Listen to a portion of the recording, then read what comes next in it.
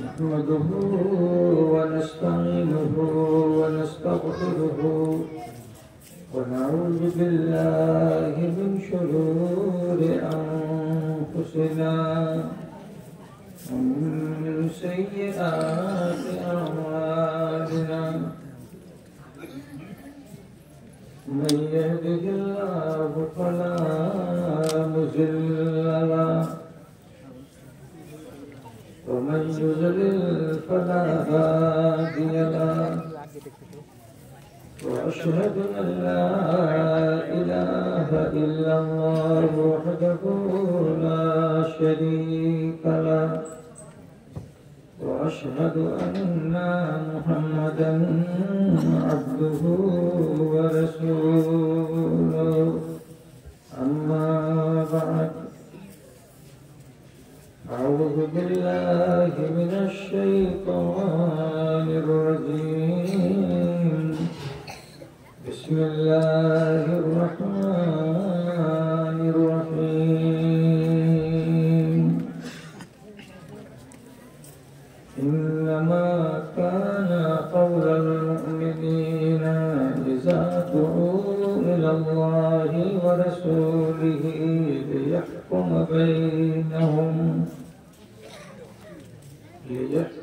بينهم أن يقولوا سمعنا وأطعنا أولئك هم المفلحون.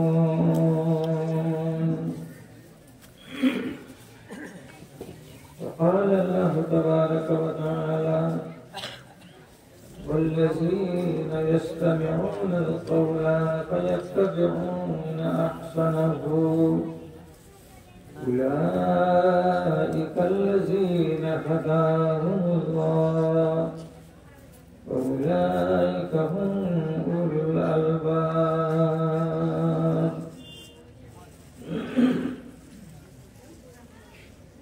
সকলের দাতা তুমি উদয়ময়, এতটুকু কৃপা যেন মোর প্রতিভায়।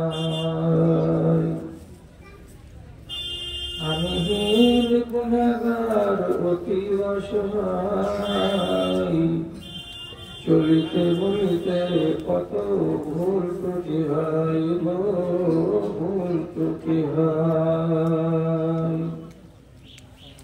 সেসবের খতিয়ান নিও না তো তুমি, এইটুকু করুণা চাই শুধু আমি। এর বেশি চাহিবার আর কিছু নাই, সকলের দাতা তুমি ওগো দয়াময়। সাধ্যের বাহিরে কোনো ঝামেলা দিও না, আপদে বিপদে মোরে কবু ফেলিও না, তুমি কবু ফেলিও না। দয়া করে সব গুনাহ মাফ করে দিও, রহম করিও মওলা, রহম করিও। তোমার দয়ায় যেন পার পেয়ে যাই, সকলের দাতা তুমি ওগো দয়াময়। এতটুকু কৃপা যেন মোর প্রতি হয়। মাননীয় সভাপতি সাহেব, সমবেত এই গ্রাম তথা পার্শ্ববর্তী অন্যান্য গ্রাম থেকে আগত দিন দরদি, জ্ঞান পিপাসু, ইসলাম দরদি ভাই ও বন্ধুরা তথা আড়ালে পর্দার মধ্যে অবস্থানকারী আমার স্নেহের মা ও বোনেরা, আল্লাহ রাব্বুল আলামিনের শুকরগুজারি করছি। কিছুদিন পর আবার আপনাদের সামনে আসার আজকে সুযোগ হয়েছে। আপনাদের উদ্যোগ দেখে, উদ্যম দেখে ভালো লাগলো। আগে যা দেখেছি তাই আসে। আপনাদের ডানে বামে এদিক ওদিকের মন্দ হাওয়াগুলো এখনো দহরা গ্রামের মানুষকে বিষাক্ত করতে পারেনি। তবে একটু গন্ডগোল, একটু ঠকমক হওয়া, 10 জন লোক থাকলে স্বাভাবিক কথা, বাদ বাকি সব ভালো। আমি এখন আপনাদের সামনে রাত 11:30টার সময় কথা আরম্ভ করলাম। যদি ডরে ভয়ে বলছি 11:30টা পর্যন্ত থাকেন তাহলে 1 ঘন্টা হবে। আর এইখানে সময় যদি আমার সঙ্গে থাকেন আপনারা, তাহলে আগে যেভাবে আপনাদের গুণ গেয়েছি ঠিক সেভাবে গুণ গাইবেন। আর যদি দেখেন যে ময়দানে আমাকে রেখে দিয়ে সব বাড়ির ঘরে রাস্তা নিলেন, তাহলে আর কিছু বলার থাকবে না। আমি যে আয়াতটা আপনাদের সামনে পড়লাম, সেই আয়াতটাকে সামনে করে কিছু জরুরি কথা আপনাদের সামনে রাখতে যাচ্ছি। সেটা হলো এই, আল্লাহ রাব্বুল আলামিন বলছেন, পৃথিবীতে যারা মুমিন মানুষ তাদের একটা পরিচয় আছে। কি পরিচয় আছে? তো সেটা কোরআন নিজেই বলছে। যখন আল্লাহ কিংবা তার রাসূল কোন একজনকে ডাকবে বা কোন গ্রামের লোককে ডাকবে, 10 জনকে 20 জনকে ডাকবে, কোন কারণে ডাকবে, কোন কথার জন্য ডাকবে, তো সে যেন এই কথাটাকে শোনার মন নিয়ে, মানসিকতা নিয়ে নিজেকে তৈরি করে।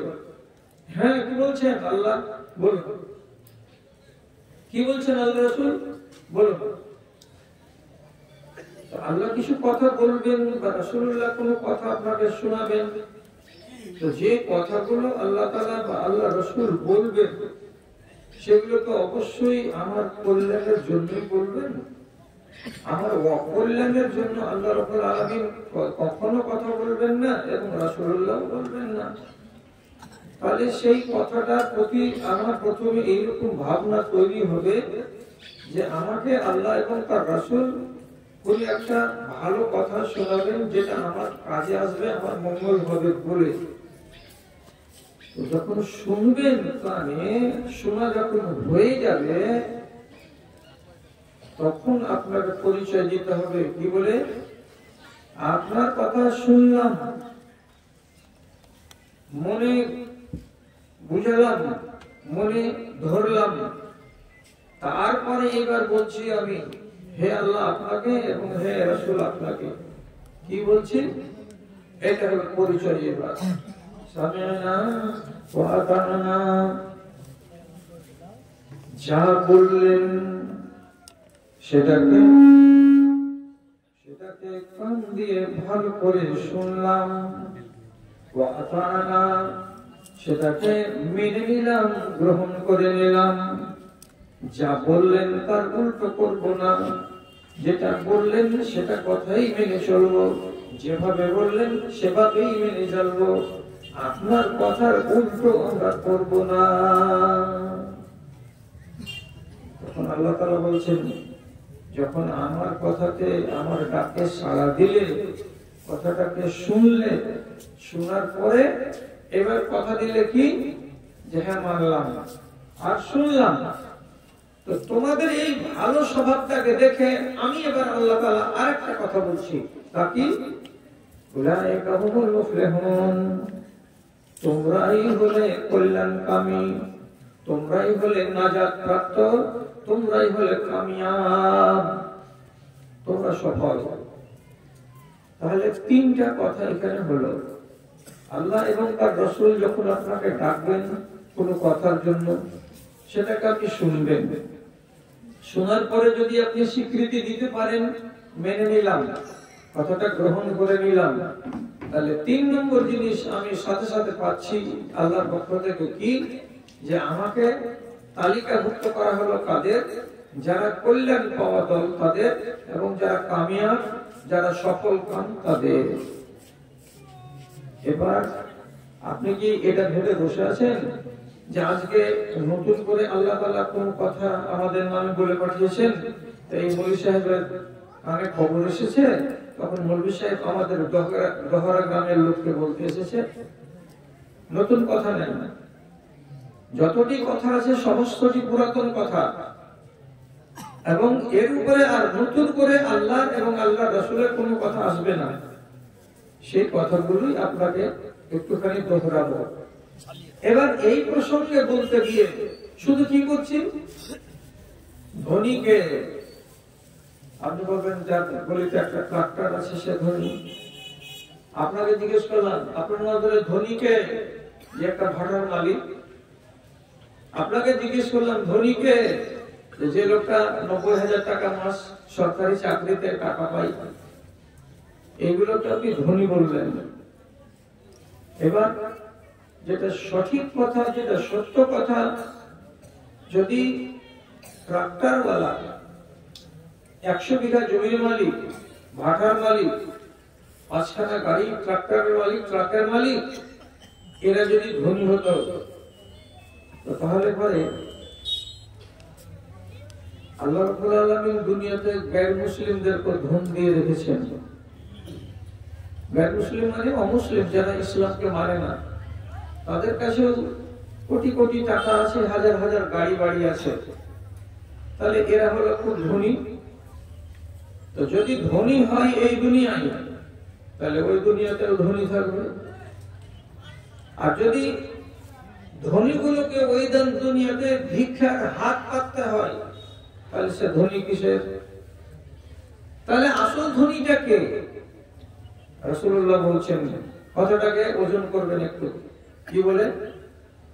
ওয়াইনাল ঈমানা ওয়াইনাল্লাহা ইউতিল ঈমানা লিমান ইউহিব্বুহু। পৃথিবীতে যে মানুষটার কাছে আল্লাহর দেওয়া দ্বীন এবং আল্লাহর দেওয়া ঈমান আছে, সেই ঈমান যার হৃদয়ে আছে, ওই মানুষটা হলো সবচাইতে বড় ধনী।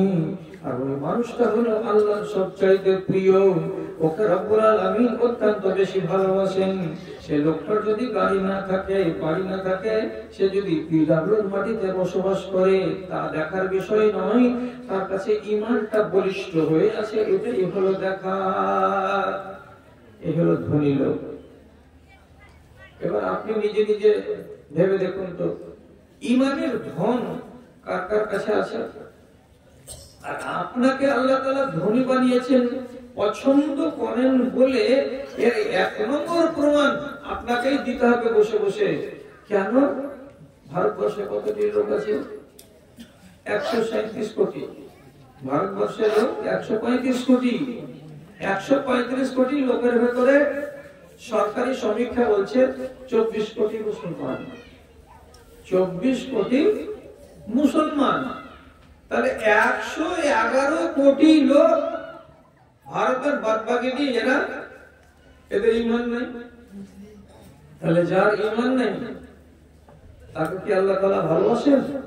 নিশ্চয়ই না। হাদিসে রাসূলুল্লাহ বললেন, যার কাছে আমি ঈমান দিয়েছি তাকে আমি ভালোবেসেছি, আর যাকে আমি ভালোবাসিনি তাকে আমি ঈমান দিইনি। কথা পরিষ্কার। তাহলে এই দেশেরই মাটিতে 1,26,000 কাছাকাছি লোক, এরা যদি কি হয়, আল্লাহকে পছন্দ না করে, আল্লাহকে আল্লাহ বলে না মানে, ওয়াহদাহু লা শারীকা বিশ্বাস না করে, আর আমরা এই 24 কোটি লোক যদি মিলে থাকি, তো তাহলে রব্বুল আলামিনের নবীর ফয়সালা অনুযায়ী আমি হলাম ধনী লোক।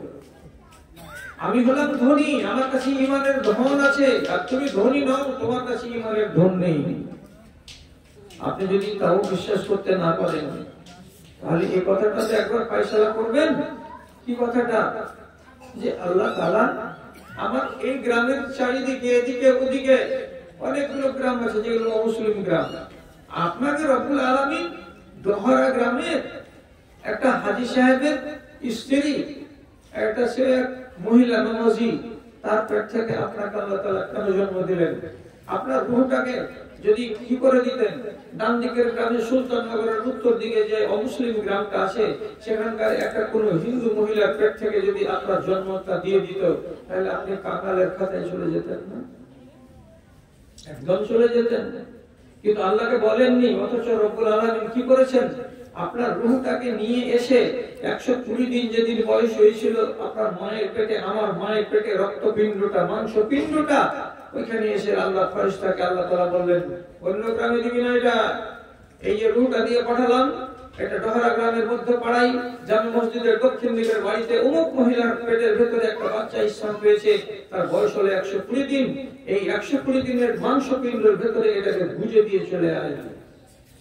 তাহলে এই কৃপাটা প্রথমেই আল্লাহ তাআলা করেছেন আমার উপরে, যে আমাকে মুসলমান মা বাবার ঔরসে জন্ম দিয়েছেন, আমাকে ভালোবেসেছেন বলেই আমাকে মুসলমান করে পৃথিবীতে পাঠিয়েছেন, আর আল্লাহ ভালোবেসেছেন বলেই এখন আমি একজন মুসলমান ঈমানদার হয়ে বেঁচে আছি।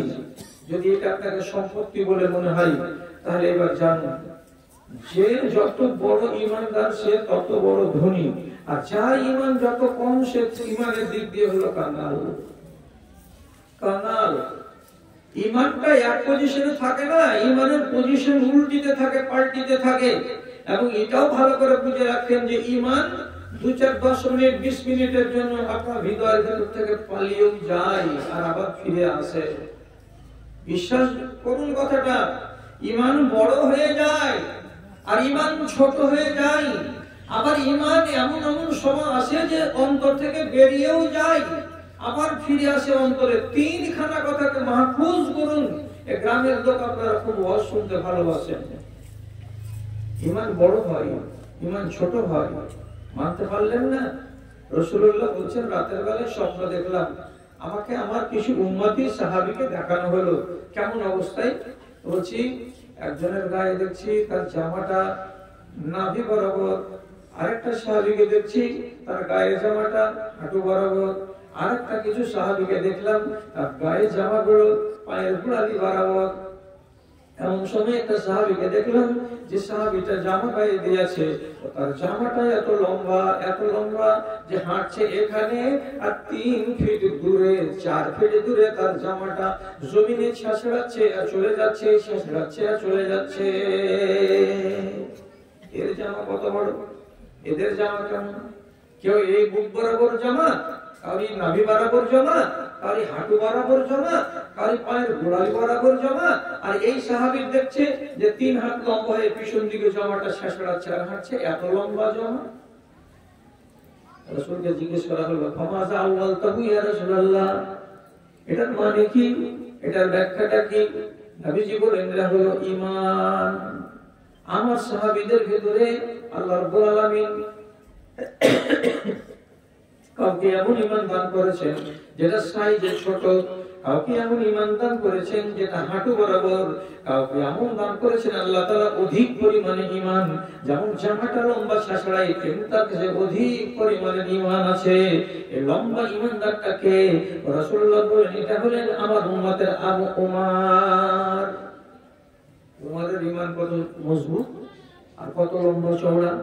তাহলে ঈমান কম হয়, ঈমান বেশিও হয়, ঈমান বেরিয়েও যায় হৃদয় থেকে আপনার 10 মিনিটের জন্য, 20 মিনিটের জন্য। কখন?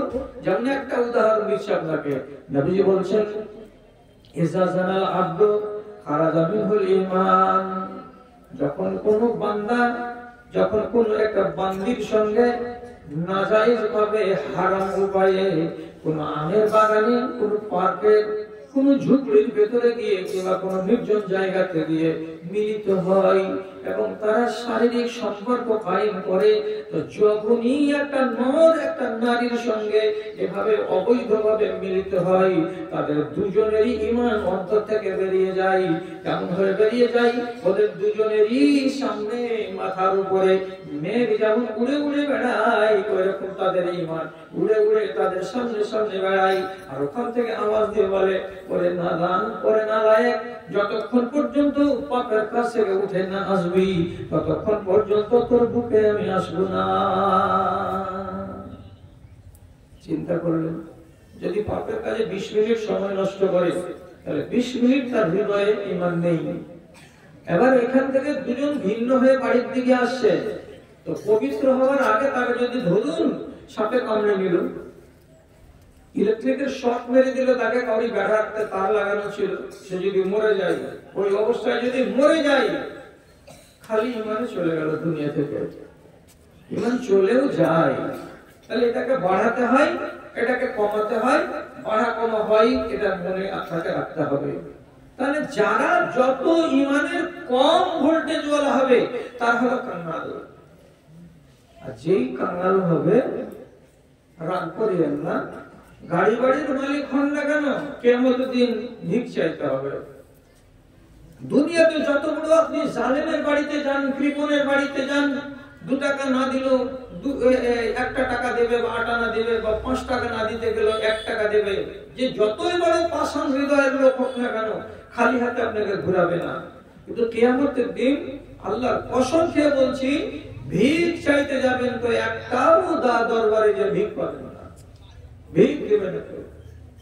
আপনি বলবেন, আজ ওর কথা, আমাদের গ্রামে এতটি মুরগি আছে, কেউ জীবনে এমন কথা বলেনি, আর আপনি আজকে বলছেন কিয়ামতের দিন ভিক চাইতে হবে। বলেননি ওটা কথা নয়, খেয়ালে রাখেননি, আপনি খেয়ালে রাখেননি। ভাষাটা আলাদা হচ্ছে বলে হয়তো আপনাকে নতুন মনে হচ্ছে, কিন্তু এই কথাটা মাথায় রাখবেন। কিয়ামতের দিন আল্লাহ রাব্বুল আলামিন 2 প্রকারের লোকের জন্য দাড়িপাল্লা খাড়া করবেন না, আর 1 প্রকারের লোকের জন্য দাড়িপাল্লা খাড়া করবেন। দাড়িপাল্লা কেন খাড়া হবে?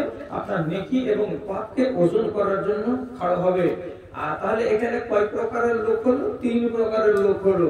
2 প্রকারের লোকের জন্য দাড়িপাল্লা খাড়া করা হবে না, মানে থাকবে দাড়িপাল্লা, কিন্তু আমলকে চাপানো হবে না, দরকারই পড়বে না।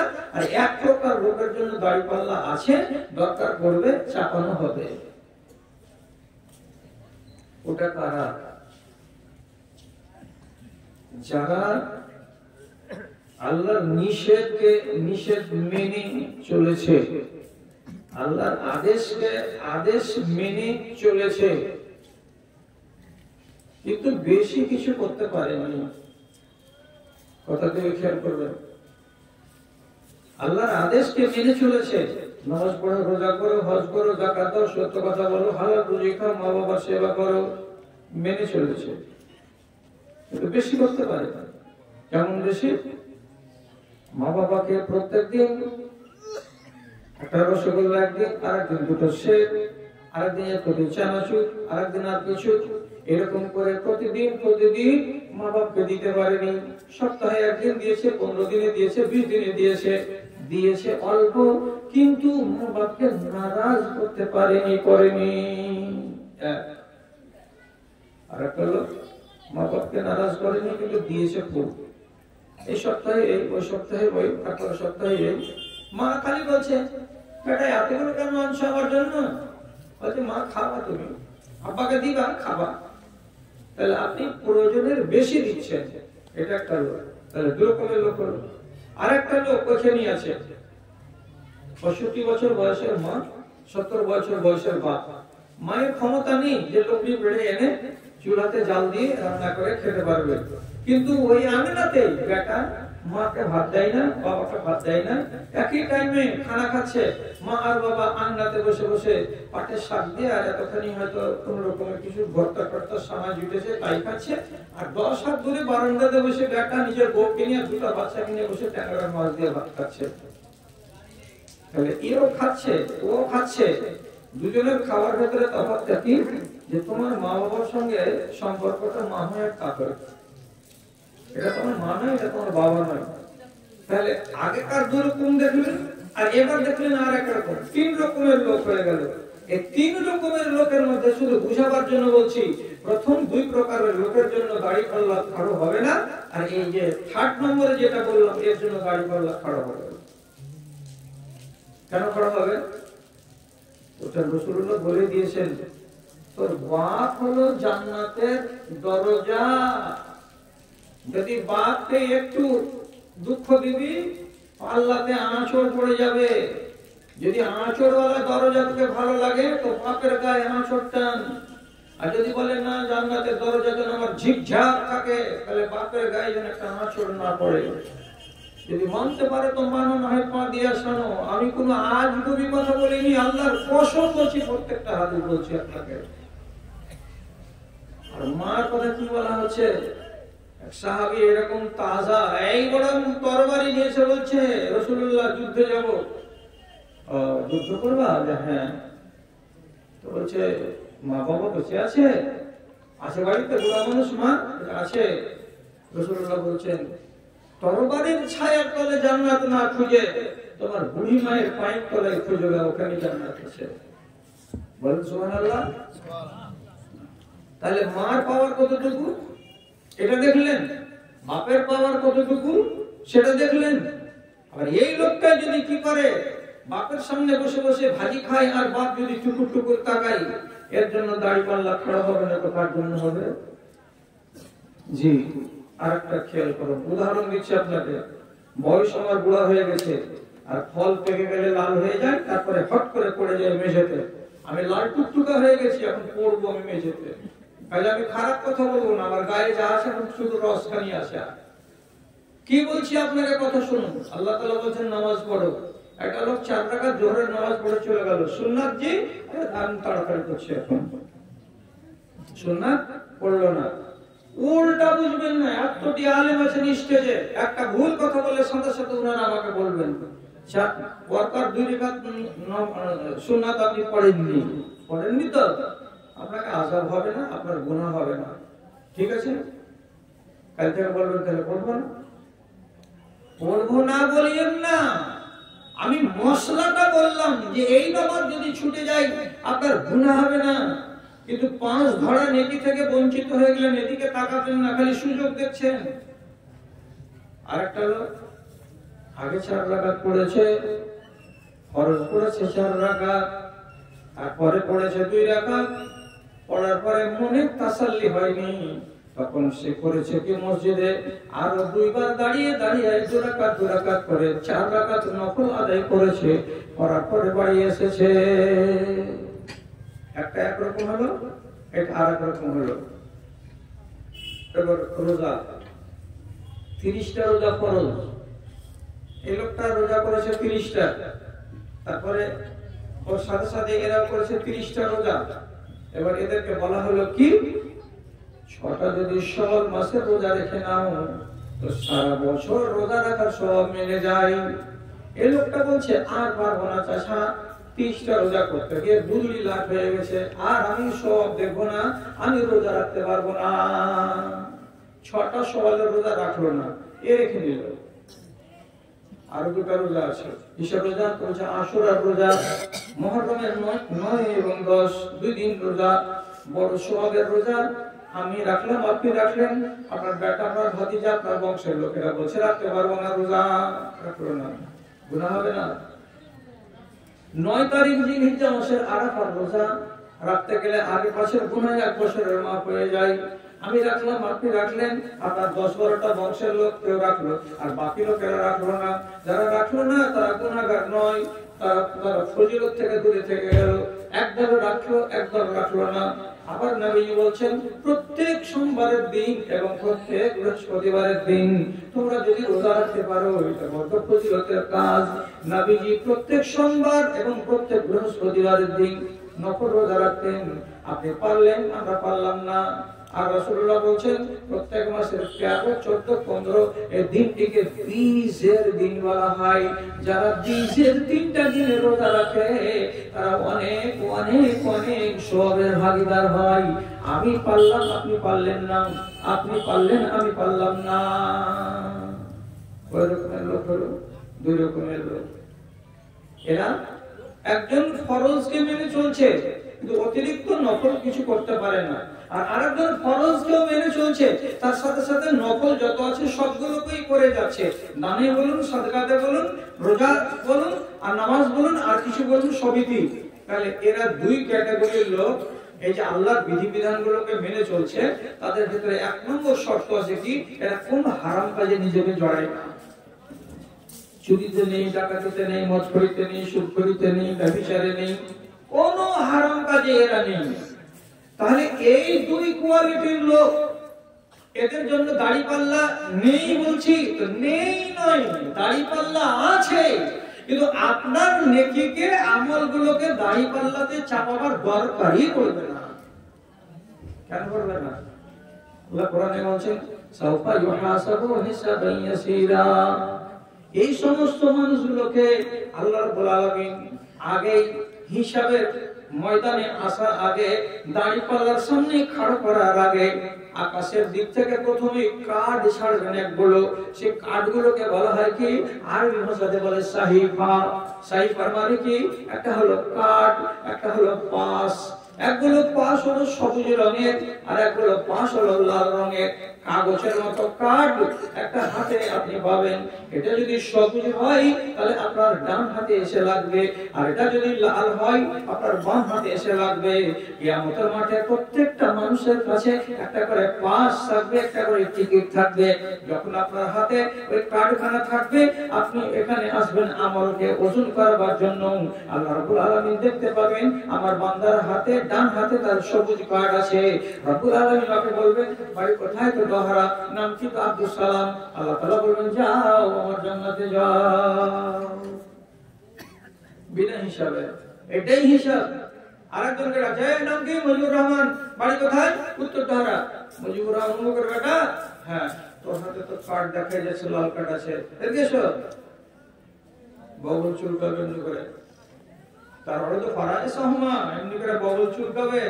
আল্লাহ কাছে রাখছে, আর আমি স্কুল চাষাকে বলে, যাও চলে যাও, আমাকে যেতে বললো না, এখানে খাড়া হও। কি হবে আল্লাহ? বলছে বললাম একটা মাফ করার জন্য। এটা হলো দাড়িপাল্লা। দাড়িপাল্লা সম্বন্ধে আল্লাহ তাআলা কি বলেছেন? وَمَنْ ثَقُلَتْ مَوَازِينُهُ فَهُوَ فِي عِيشَةٍ رَاضِيَةٍ وَأَمَّا مَنْ خَفَّتْ مَوَازِينُهُ فَأُمُّهُ هَاوِيَةٌ وَمَا أَدْرَاكَ مَا هِيَ نَارٌ حَامِيَةٌ। যার পাল্লাটা এমনি করে ওজনে চাপানো হবে, একদিকে নেকি আর একদিকে বদিকে, তো বদির পাল্লাটা যদি ভারী হয়ে যায়, কত গ্রাম? মাত্র 250 গ্রাম। 250 গ্রাম নেকি যদি নেকির পাল্লাতে এসে যায়, আর যদি 260 গ্রাম হয়ে যায়, 10 গ্রাম যদি বেশি হয়ে যায়, তাহলে নেকির পাল্লাটা ভারী হয়ে যাবে আর পাপের পাল্লাটা হালকা হয়ে যাবে। তাহলে তো কেল্লাফতে হয়ে যায়, কিন্তু কি হয়েছে? নেকির পাল্লাটা হালকা হয়ে গেছে। কতখানি? তো মাত্র 250 গ্রাম। খালি তাকাবে, কি হয়েছে আল্লাহ? কি হয়েছে? তো টোপ দিতে এখন ঝুলে গেছে লাঠি। দেখছিস নেকির পাল্লা নিচের দিকে না পড়ে উপর দিকে খাড়া হয়ে গেছে, এটা বসে গেছে, মানে ওজন বেশি। কতখানি আল্লাহ? 100 গ্রাম। এইটুকু? হায় হায় হায় হায় হায়। উফ, মরবার 15 দিন আগে, সেদিন জমশেদজাদা কহিলে হরিশ্চন্দ্রপুরের ওখান করে জি গড়গড়ি হাটে, চলো নয়টুক পড়ে নিবে। আমি ঝাড়ে বলি, তুমি পড়োগা, আমি দেখছি পরে। এই যে দেখছি পরে ভাই চলে এলাম, তার পড়া হলো না। সে যদি 4 রাকাত নামাজ সেদিন মেরে দিতাম, তা আজকে কি 100 গ্রামের ঘাটতি পড়তো আমার। কি করবো? অল্পের জন্য ফাড়া কেটে গেল আমাকে। অল্প টল্প নয়, এখন জাহান্নামে যেতে হবে, সোজা সোজা কথা। হিসাবটা এই করা আছে, তোকে কোরআনে এর আগে বলে দেওয়া হয়েছে। তোর অনেক, তোর বাচ্চা ছাড়া এই সূরাটা পড়েছে। ওয়াম্মা মান খাফাত মাওয়াজিনুহু ফাউমুহু হাবিয়া। এর জানা নেই, এটা সূরা অনেক লোকের যে হাবিয়া জানা নাই। হাবিয়া মানে কি? হাবিয়া জাহান্নাম, হাবিয়া দোজখ। হাবিয়া তো যেতে হবে ওজন হালকা হয়ে যেতে গেলে, তুই তো জানিস। এখন যা জাহান্নামে যেতে। আরে থামেন থামেন, কি করবি? কইছে একটু ভিক চাইতে যাব। ও ভিক চাইতে যাবি? ধান নিবি নাই, চাল নিবি নাই, কিসের ভিক নিবি? এই যে শর্ট পড়েছে তারই ভিক্ষা চাইতে যাবে।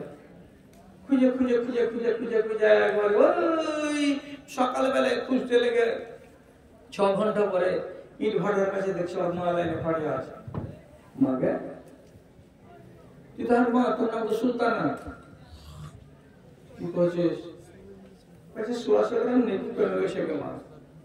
তুই যে তাহাজ্জুদ পড়া মানুষ, তো নেকি শেষ নেই। আমি তো চোখে দেখেছি, তো পাহাড়ে লেগেছিল নাকি?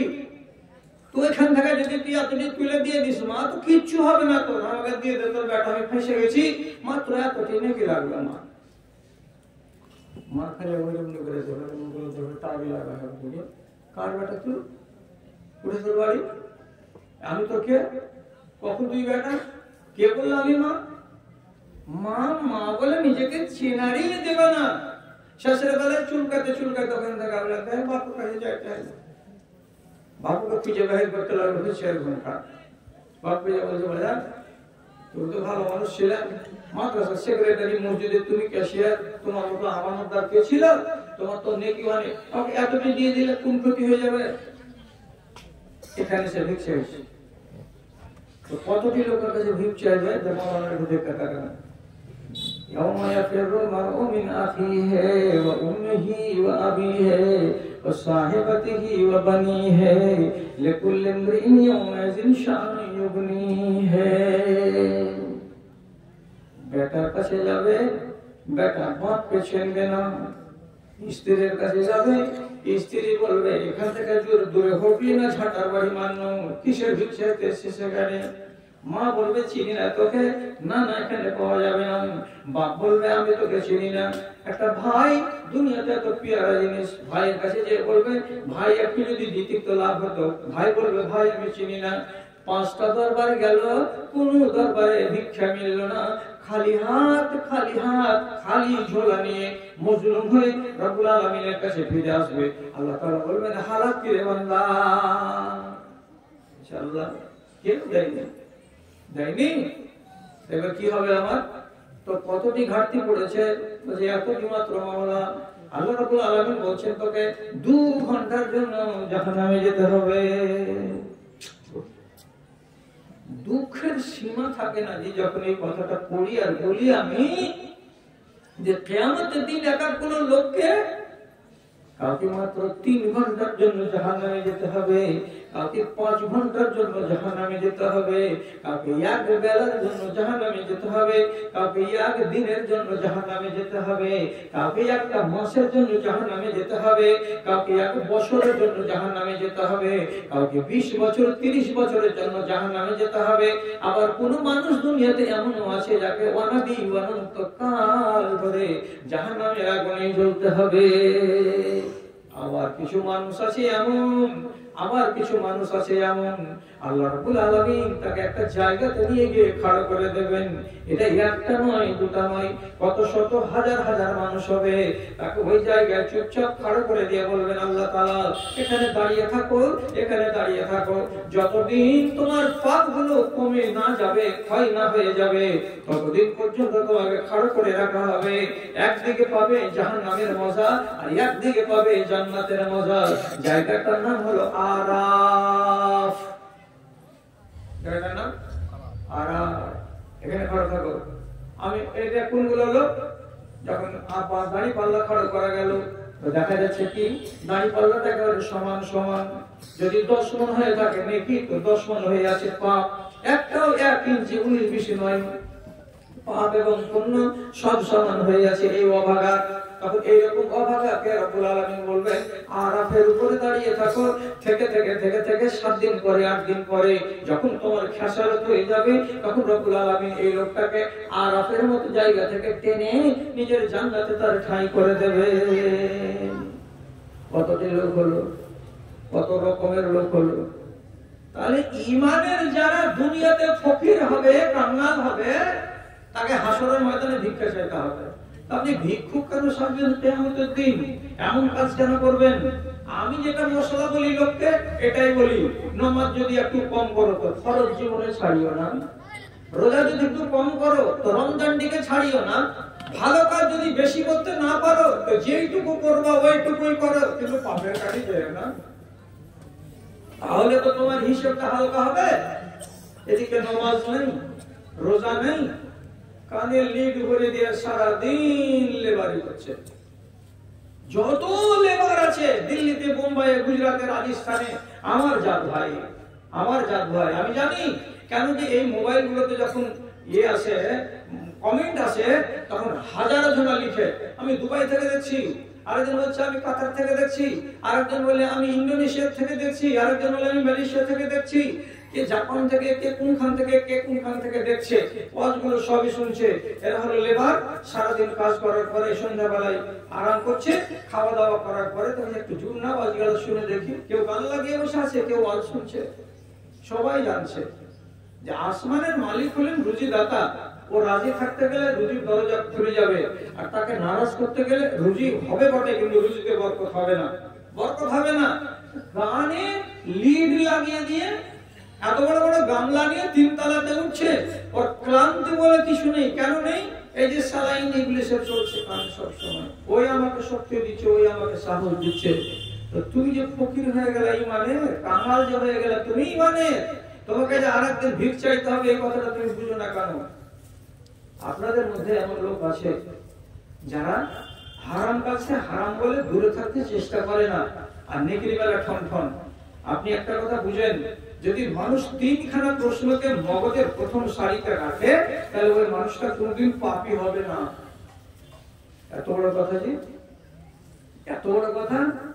3খানা কথা যদি আপনার মগজের প্রথম দিকে থাকে, তার মানে কি একদম হেড জায়গাতে হেডলাইন আপনি রেখেছেন, সব সময় সজাগ আছেন আপনি 3টা কথার উপরে, তাহলে আপনার দ্বারাই পাপ হবে না। কেন হবে না? 3টা কথা কি কি? আপনি ছিলেন কোথায়, এখানে কে আপনাকে আনলো, তারপরে কোথায় যেতে হবে।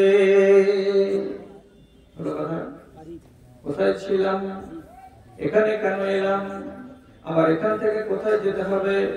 3খানা কথাকে যদি জাগ্রত করে না রাখেন, আপনার ভেতরটা ভালো হবে না। আর 3খানা কথাকে যদি জাগ্রত করে রাখতে পারেন, তাহলে পরে আপনি সব সময় ঈমানদার হয়ে বাঁচতে পারবেন, এতে কোনো সন্দেহ নাই। 3খানা কথা কোন ভারী হলো। কোথায় ছিলাম? তো ছিলাম রূহের জগতে, আল্লাহ তাআলা যেখানে রেখেছিলেন সেখানে। এলাম কোথায়? এই জায়গাতে। এখানে কেন এসেছি, কি করতে এসেছি, যা করতে এসেছি এসেছি, এখান থেকে কোথায় যাবো? আবার আমাকে কবরে যেতে হবে। তাহলে 3খানা জিনিস আমি আমার মগজে হেফাজত করে যদি রাখি, তাহলে পরে আমার সব সময় রাস্তাটা পরিষ্কার থাকবে। দেখো এখানে আমার থাকার জায়গা নয়, তাহলে আমার জায়গাতে যেতে হবে। যেতে যখন হবে, যে রেহাই যখন নাই, তো তাহলে পরে আমাকে ওই জায়গার জন্য একটুখানি প্রস্তুতি গ্রহণ করা দরকার। এটা ঠিক কিনা? এই আমি যে এখানে ছিলাম না, এখানে এলাম, কদিন থাকবো? তো 60 বছর থাকবো, তারপরে কোথায় যাব? বলছে আবার তোমাকে অন্য জায়গায় চলে যেতে হবে। তাহলে এটাই আমাদের নসিবে রব্বুল আলামিন লিখে রেখেছেন, আমাদের সবার কপালে রব্বুল আলামিন এই কথাটা লিখে রেখেছেন যে 3খানা কথা আমাকে সব সময় জিন্দা রাখতে হবে আমার মগজে। জি হ্যাঁ, এলে কেন হেথা, এলে কেন হেথা, যেতে হবে কোথা, কেউ তো ভাবে না বসে। এলে কেন হেথা, যেতে হবে কোথা, কেউ তো ভাবে না বসে। খাওয়ার দাওয়া চাওয়ার পাওয়া মাতাল দুনিয়ার রসে, এরা মাতাল দুনিয়ার রসে। সুমতি এদের ফিরাও দয়াময়, সুমতি এদের ফিরাও দয়াময়। মিল দাও কথাও কাজে, হৃদয় ভরে দাও ইমানি আলোতে। সাজায় নতুন সাজে, সাজায় নতুন সাজে। জাগ্রত রাখবে আপনাকে সব সময়, এটা জায়গা আমার নয়। যদি আমার হতো, তাহলে আমার বাপ কেন কবরে গেল? আমাকে আগে এই জালসাতে ডেকে আনতো কে? সর্বপ্রথম এই গ্রামের কোন লোকটা আমাকে ডেকে আনতো? আপনারা নামটা জানেন, সবাই চিনে লোকে, নাম আব্দুল গফুর। ও আচ্ছা, আজকে তো নাই, এখানে বাড়ি ছিল। নাম কি ভুল বলছি আমি? আছে? ওনাকে দেখতে পাই না, কে যেন বলেছে যে উনি নেই। তাহলে এরকম আরো তো মানুষ আছেন এই গ্রামে, গত বছর ছিলেন, এই বছর নেই। তাহলে আপনি এটা ভাবতে পারলেন না যে আমার বাপ নেই কেন, আমার মা নেই কেন, আমার দাদা নেই কেন? তো বোঝা যাচ্ছে এই জায়গাটা আমাদের নিজের জায়গা নয়। এখানে আমরা কিছুদিনের মতো আছি, আর সবাই মোবাইল বাজাচ্ছে, কিন্তু কেউ এই কথাগুলো তো মগজে ঠাঁই দেয় না। একটা ছোট ছেলে কাওয়ালি গাইছে, ये दुनिया किराए का घर है, ये दुनिया किराए का घर है, एक दिन न एक दिन छोड़ना पड़ेगा। বলবেন এই মোবাইলটাকে, বলবেন সকালবেলায় যে দুনিয়া কিরায়ে কা ঘর है, ভাড়ার ঘর, কয়দিন আসো তারপরে ছেড়ে চলে যেতে হবে। তা আমি জানছি, জানার পরে যে ভুলে যাচ্ছি, তার মানে হলো যে আমার এই কথাটা খেয়ালে নাই। খেয়াল থাকলে কি আর এই দুর্গতিটা হতো আমার ইমানের? দয়া করে কথাটাকে বুঝুন, ঠান্ডা মাথাতে বুঝুন। আল্লাহ রাব্বুল আলামিন নিজে বলছেন, ওয়া ইজ্জতি, আমার ইজ্জতের কসম। রাব্বুল আলামিন বলছেন, দুনিয়াতে কোন জিনিসের কসম আমি খেলাম না, আমি আমার ইজ্জতের কসম খেয়ে বলছি, লা আজমাউ আলা উম্মতি আলা আবদি খাউফাইনি ওয়া আমানাইনি। আমি আমার কোন একটা বান্দাকে দুই দুনিয়াতে দুইবার করে আতঙ্কের মধ্যে রাখবো না, আর দুই দুনিয়াতে আমার কোন বান্দাকে দুইবার আনন্দের মধ্যে রাখবো না। বুঝতে না পারেন আবার বলছি, দুনিয়া কয়টা? দুইটা, এই দুনিয়া আর ওই দুনিয়া। নিয়ামত আল্লাহর কয়টা বলছেন এখানে? তো দুইটা, একটা হলো ভয় আর একটা হলো আনন্দ। তো কি বলছেন আল্লাহ তাআলা নিজের কসম খেয়ে? আমার কোন বান্দাকে আমি দুইবার করে ভয়ের মধ্যে ডুবিয়ে রাখবো না দুই দুনিয়ায়। আমার কোন বান্দাকে নিরাপত্তার মধ্যে, নিশ্চয়তার মধ্যে, শান্তির ভেতরে ডুবিয়ে রাখবো না দুই দুনিয়ায় কোন বান্দাকে। এর মানে আমার যে কোনো বান্দাকে আমি একবার সুখে রাখবো আর একবার আমি দুঃখে রাখবো। আমার বান্দারাকে একবার ভয়ের মধ্যে ডুবিয়ে রাখবো আর একবার আমি আনন্দের মধ্যে ডুবিয়ে রাখবো। তার মানে কি দুই দুনিয়াতে দুবারই সুখী হবেন এটা হতে পারে না, দুই দুনিয়াতে দুইবারই দুঃখী হবেন এটা হতে পারে না। একবার এক দুনিয়ায় যদি দুঃখী হন আর এক দুনিয়ায় আপনাকে সুখী হতে হবে, আর এই দুনিয়ায় যদি আপনি সুখী হয়ে যান তাহলে ওই দুনিয়ায় আপনাকে দুঃখী হতে হবে। আল্লাহ রাব্বুল আলামিন বলছেন, দুঃখে আর সুখে দুই দুনিয়ার সঙ্গে ভাগ করে রেখেছি, একবার একটা আর একবার আরেকটা। তোমাকেও নিতে হবে, আমাকেও নিতে হবে। এখন বলুন আপনি কোনটা নেবেন? এই দুনিয়াতে যদি সুখ নেন তাহলে ওই দুনিয়ায় কি হবে? দুঃখ। এই দুনিয়ায় যদি দুঃখ নেন তাহলে ওই দুনিয়ায় কি হবে? সুখ। মানের কথাটা, এটা হাদিসের কথা বলছি। আল্লাহ তাআলা নিজে কসম খেয়ে বলছেন, আমি দুনিয়াতেই কাউকে দুঃখী করে রাখবো না আর দুই দুনিয়াতে আমি সুখী করে কাউকে রাখবো না। বুঝতে পারলাম না? মাওলানা ভালো করে খুলে বলেন, সুখ কোনখানে আছে? সুখ আছে, হযরত আযান হলো আসসালাতু খায়রুম মিনান নাওম। কথা বলুন। ডিসেম্বর মাসের 25 তারিখে কনকনে শীতের রাত্রিতে রাতে 4:30টার সময় 5টার সময় আযান পড়ে গেল। গরম ল্যাপখানা ছাড়তে গেলে মজা লাগে না কষ্ট লাগে? কষ্ট লাগে। কষ্ট লাগে। এই কষ্টটা আপনাকে লাগলো, আপনি যদি বলেন হ্যাঁ ল্যাপটপ ভালো করে ঢেকে দিলেন, তারপরে কটকটা করে চারিদিক থেকে চেপে দিলেন, খুব নিন দিলেন, উঠতে পারলেন না। কেন? কষ্ট। এই কষ্টটাকে আপনি কষ্টই মানলেন যে আমি পারবো না উঠতে। এই দুনিয়াতে আপনি কষ্ট মানতে পারলেন না, সুখকে কবুল করে নিলেন। কিয়ামতের দিন আল্লাহ তাআলা বলছেন কি, ও বান্দা, দুনিয়াতে তুমি সুখ করেছিলে, এখন তোমার ভাগে কি আছে বলো তো বান্দা? ওয়াজ যে শুনেছিলাম, বুঝেছিলে কি মাথা? বলো তো কি তোমার ভাগে আছে? দুনিয়ায় সুখ করে নিয়েছো, এখন তোমাকে দুঃখ করতে হবে। কেমন বুঝলি আল্লাহ? ফজরের টাইমে তোমাকে বিছানা ছাড়াতে পারিনি, ঠান্ডা পানি দিয়ে তোমাকে ওযু করাতে পারিনি। কেন? তোমার কষ্ট হচ্ছিল জানি, কষ্ট তুমি স্বীকার করনি, আনন্দকে স্বীকার করে নিয়েছো। তোমার ভাগের আনন্দ বুক করা হয়ে গেছে, আজকে তোমাকে কষ্ট স্বীকার করতে হবে। রব্বুল আলামিন তাকে ঠাঁই দেখিয়ে দিয়ে বলবেন, যাও লাল ঘরে। কি ঝামেলা হচ্ছে বুঝতে? কষ্ট লাগছে বুঝতে? এখানে যদি দুঃখকে আপনি দুঃখ মনে না করেন, এই দুঃখ কি আছে? দুঃখকে যদি দুঃখ মনে না করেন, কষ্টকে যদি কষ্ট মনে না করেন, তাহলে আপনার কপালে সুখ ওখানে লেখা আছে। আর ইকবাল বলছেন কথাটা, खुदी को कर बुलंद इतना कि हर तकदीर से पहले खुदा बंदा से खुद पूछे बता तेरी रजा क्या है। এমন করে নিজের জানটার উপরে তুমি আল্লাহর বিধানকে চাপাও, চাপাও, এমন করে চাপাও যখনই তোমার মনের উল্টো হবে তখন মনে মনে ভাববা, উল্টো যদি হয়, মনটাতে যদি কষ্ট হয়, কিয়ামতের দিন আল্লাহ রাব্বুল আলামিন আমাকে কষ্ট দেবেন না আনন্দ দেবেন, এটা ওয়াদা করে রেখেছেন। এই বলে দুনিয়ার কষ্টকে যদি স্বীকার করে নিতে পারেন, কিয়ামতের দিন আল্লাহ রাব্বুল আলামিন আপনাকে ডেকে বলবেন, বান্দারে হিসাব দিতে হবে না, হিসাবের জন্য তোকে আমি ডাকিনি। কোনটা ঘর তোকে লাগবে, তোর বিল্ডিং এর রং কেমন হবে, সেটা 10 তলা হবে না 20 তলা হবে, সেটা এয়ার কন্ডিশন হবে না নন এয়ার কন্ডিশন হবে, তুমি শুধু মুখ দিয়ে বলো তোমার জন্য তোমার জিনিসটাকে আমি আল্লাহ রেডি করে রেখেছি, তুমি আমার কাছে চাইতে আসবে না, আমি আল্লাহ তোমার কাছে যাব। বানাও না, বানাও।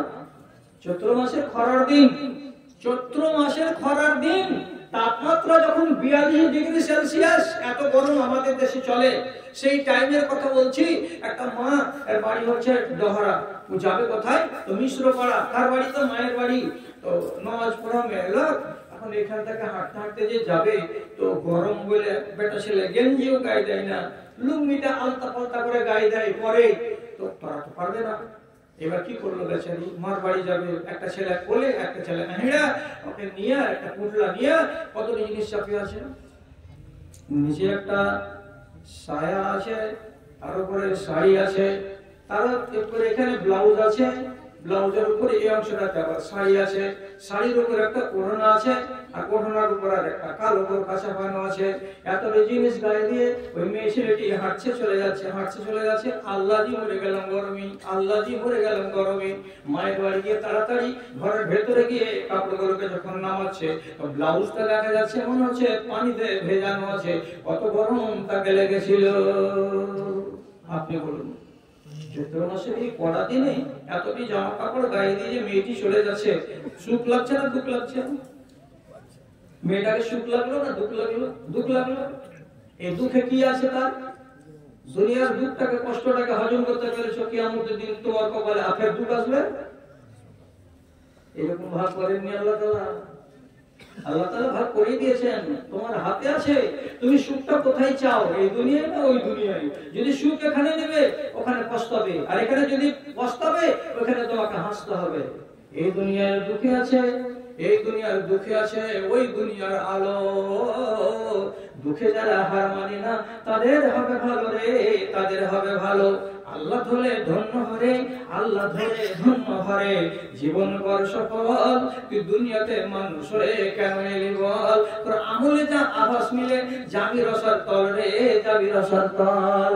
শ্রেষ্ঠ হয়ে জন্ম লয়ে লজ্জা নিজে তোরে, ভণ্ডামিতে মন পেতেছিস, ইমান নেই তোর ঘরে রে, ইমান নেই তোর ঘরে। রোজ হাসরের কঠিন দিনে খাটবে না তোর ছল, তুই দুনিয়াতে মানুষ হয়ে কেন এলি বল? তোর আমলে যা আভাস মিলে যাবি রসার তল রে, যাবি রসার তল। প্রত্যেকটা মানুষকে বলছি, কিয়ামতের দিন আপনাকে যেন ভিক চাইতে যেতে না হয়, তার জন্য সেরকম মানসিকতা তৈরি করুন। আপনাকে আমি এটাও বলে দিলাম, তিনই ক্যাটাগরির মুসলমান। একগুলো হলো কি হাই কোয়ালিটির মুমিন, তাকে বলা হয় মুসলিম, আর একগুলো হলো কি মিডল ক্যাটাগরির মুমিন, তাকে প্লেন ভাষায় বলা হয় মুমিনিন, আর তারপরে আরেকটা ক্যাটাগরি তাকে বলা হয় মুসলিমিন। আপনি মুসলমান হয়ে আল্লাহর ওয়াস্তে বলিয়েন, আপনি মুমিন হয়ে মরেন। মুসলিম কার নাম? নামাজও করব, চুরিও করব, এর নাম হলো মুসলমান। মুসলমান কার নাম? রমজানের রোজাও রাখবো, আর যদি 20 মনে 1 মন ওষুধ বাইর করতে হয়, তাহলে আমি নিজে মুখ লুকিয়ে বাড়ির ভেতরে ঢুকে যাব। 10 কেজি দিতে বলবো, রাখার টাকা কৃষক টাকা 10 কেজি বলে কুটিটাতে রেখে দেবে।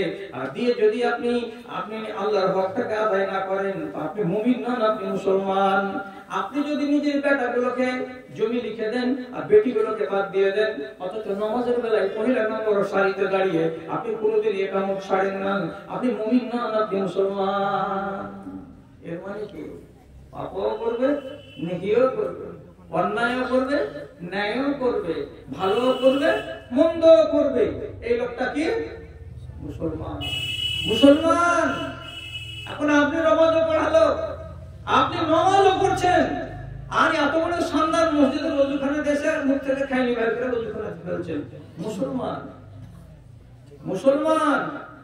আপনার বাড়িওয়ালি খুব নামাজি, নামাজ পড়ে, আর খালি বিয়ে বাড়িতে যদি ভোজ পায় একটা, আর গলার হার কয় ভরির আছে, আমি দেখলি বলে তোর যে 3 ভরি আছে, তাহলে গলার হারটা কত পর্যন্ত ঝুলছে? আমি কেন বলতে পারলাম যে তোমার গলার হার এত বড়, এত ওজনের? এই জন্য যে তোমার গলার হারের সাইজ তুমি খুলে রেখেছো। তোমার কানে ইয়াররিং আছে তো, কান সব সময় তোমার খোলা আছে, তুমি আল্লাহর কানুনকে মানো না, শুধু নামাজ পড়েছো আর এদিক থেকে মানোনি, তুমি মুমিন নও, তুমি মুসলমান। আর মুসলমান হয়ে মরে দেখো, তারপরে বুঝতে পারবা যে বাদুদ্দুজা মৌলভী বলেছিল অমুক তারিখে এই জালসাতে এসে কথাটা ঠিক না ঠিক, সেদিন কিন্তু বুঝে নেবেন খেলাটা। আমি সব সময় বলি দুনিয়ার মুসলমানকে, মুসলমান হয়ে মরতে হবে না, মুসলমানের সাথে আপনাকে ঈমান নিয়ে মুমিন হয়ে মরতে হবে। মুমিন কোনটার নাম, কাকে বলে মুমিন? রাসূলুল্লাহ যেটা পরিচয় দিয়েছেন সেটাই মানেন, তাছাড়া অন্য কোনো জিনিস আপনাকে মানতে আমি বাধ্য করব না। নবী বলছেন আল মুমিনুনা হাইয়িনুনা লাইয়িনুনা কাল ইবলি আনিফে। মুমিন কাকে বলা হয়? আল্লাহর কানুনের সামনে যে লোকটা নিজেকে নত করে দেয়, যে লোকটা আল্লাহর বিধি বিধানের সামনে হুজ্জতি করে না, কায়মনে কথাটাকে মেনে নেয়, যে মানুষটার মনের ভেতরে জিদবাদ নেই, হঠকারিতা নেই, মনটা হলো মুলায়িম এবং মনটা হলো নরম, এই মানুষগুলা হলো মুমিনের পরিচয়। কেমন? রাসূলুল্লাহ বলছেন একটা উট 3 কুইন্টাল ওজনে, আর মালিক তাকে সামলাবার জন্য তার নাকে তাকে ছাদা করে দেয়, আর দেওয়ার পরে ওই নাকের ভেতরে একটা কড়া লাগিয়ে দেয়, আর কড়াটাকে লাগিয়ে দেওয়ার পরে ওতে একটা লম্বা 7 হাতের সুতো বেঁধে দেয়, সেই সুতোটা দিয়ে একটা নাবালক বাচ্চা ওই উটটাকে টেনে নিয়ে বেড়ায়। উটের ওজন কত? 3 কুইন্টাল। যে ওকে নিয়ে বেড়ায় তার ওজন কত? মাত্র 40 কেজি। মাত্র 40 কেজি। আপনারা একটু অভিজ্ঞতার নিরিখে বলবেন কথাটা।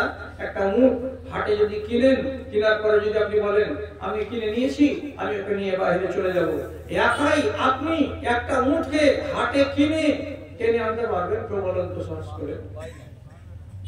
আপনারা 4 বাপ বেটা মিলেও আনতে পারবেন না।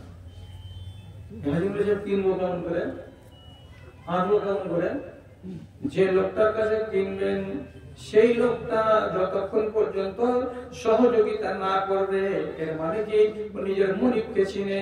মুনিব যখন ওর এমনি করে নাকটাকে ধরে পাখাটাকে ধরে টানতে টানতে টানতে টানতে হাটের বাইরে নিয়ে যাবে, তখন কিন্তু আপত্তি করবে না।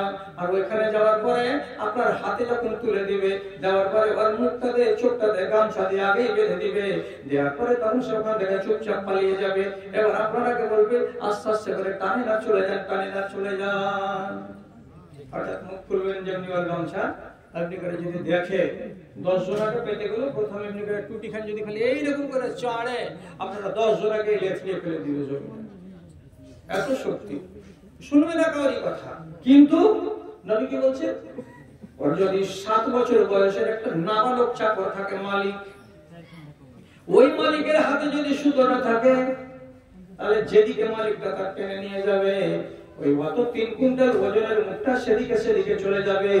হুজ্জতি করবে না, নাফরমানি করবে না, মনটাকে নরম করে মুনিবের ইশারায় ইশারায় হাঁটতে থাকবে। এটা হলো মুখের পরিচয়। কেমন মুখের পরিচয়? নাকটাকে যার ছাদা করে বালা লাগানো আছে সেই মুখের পরিচয়।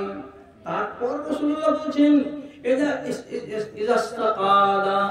যখন লাগামটাকে ধরে রশিটাকে ধরে টানবে, তখন পিছনে পিছনে পিছনে পিছনে হাঁটবে। যখন ওই ছেলেটা বলবে এখানে বসে যা, গরম বাড়ির উপরে যদি ইশারা করে দেয় এখানে বসে যা, ওইখানে উঠটা বসে যাবে। তাহলে মালিকের কথাই বসবে, মালিকের কথাই উঠবে। মালিক যদি টানে তো চলবে, মালিক যদি না টানে তো দাঁড়িয়ে যাবে। এটা কার চরিত্র বলা হলো? একটা উটের চরিত্র বলা হলো। বলছে উটটার এই চরিত্রের সঙ্গে তুলনা করা হয়েছে কাকে? তো একজন মুমিন মুসলমানকে। কেমন কথা যে, কেমন করে এটা কথা মিলবে? যে উঠতে বললো তো উঠে গেল, বসতে বললো তো বসে গেল। উটটা সেই চরিত্র আমাকে ধারণ করতে হবে। এর মানেটা কি? এর মানেটা কি বুঝবেন তো? যারা বেশি বড় লোক হয়ে গেছে এই জমানায়, ও করে কি প্রত্যেকদিন সকালবেলায় বাড়ির ভিতরে একটা বেসিন লাগিয়েছে। আগেকার যুগের লোক বেসিন কি জিনিস বুঝতো না। এখন দিল্লি খাটাদের বাড়িতে বেসিন, আগেকার লোক ঝর্ণা কাকে বলে বুঝতো না, 5 স্টার হোটেল কাকে বলে বুঝতো না, এগুলো জিনিস জানতো না লোকে। এখন বাড়ি বাড়ি 5 স্টার। সকাল যেমন হয়ে গেল, ওই সকালে লোকটা সামনে বেশি করে খাড় হলাম, বড় আয়না, চেহারা দেখা যাচ্ছে, একটা কোটা খুললাম, ওতে এখানে একটা ব্রাশকে ডুবিয়ে করে গালে গালে মাখিয়ে দিলাম। এটা হলো শেভিং ক্রিম। আর লাগাবার পর রেজাল্ট বের করলাম। এবার কি করছি? বিসমিল্লাহির রহমানির রহিম। পাক্কা না পাক্কা? হারামি কাজে বিসমিল্লাহ। কথা বুঝতে পারছেন কিনা? মদ খেতে গেলে বিসমিল্লাহ পড়া লাগবে। যদি ভাই বিসমিল্লাহির রহমানির রহিম, হারামি কাজে বিসমিল্লাহ লাগবে। বিসমিল্লাহির রহমানির রহিম। রেজাল্ট চালাবে। এবার রেজাল্টটা চালাবার আগে আল্লাহ রাব্বুল আলামিন বলছেন, নবী বলছেন, এর লোকটা ভালো করে বুঝতো মুমিন কাকে বলা হয়। যখন তোকে টানবে তখন তুই হাঁটবি, যখন তোকে খাড়া হতে বলবে তখন তুই খাড়া হয়ে যাবি। উটের চরিত্র যেমন তোর চরিত্র তেমন হবে। এবার তোকে গাঁথা ছেঁকে দিয়ে তোর নাকে লাগাম দিয়ে একটা নল লাগানো আছে, একটা কড়া লাগানো আছে। এবার তোকে বলছি তার মতো করে শরীয়ত তোকে টানছে এমনি করে ধরে। বলতো তোকে শরীয়ত বলেছে কি দাঁড়িয়ে তোকে এরকম করে কোপ মারতে হবে। যদি বলো হ্যাঁ তো চালাও, আর যদি বলে না তো না চালাও। তো তোমাকে জিজ্ঞেস করা হলো এভাবে তোমার এটাকে রেজাল্ট লাগানো যাবে কি যাবে না? না যাবে না।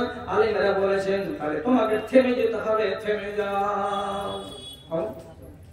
থেমে যাও।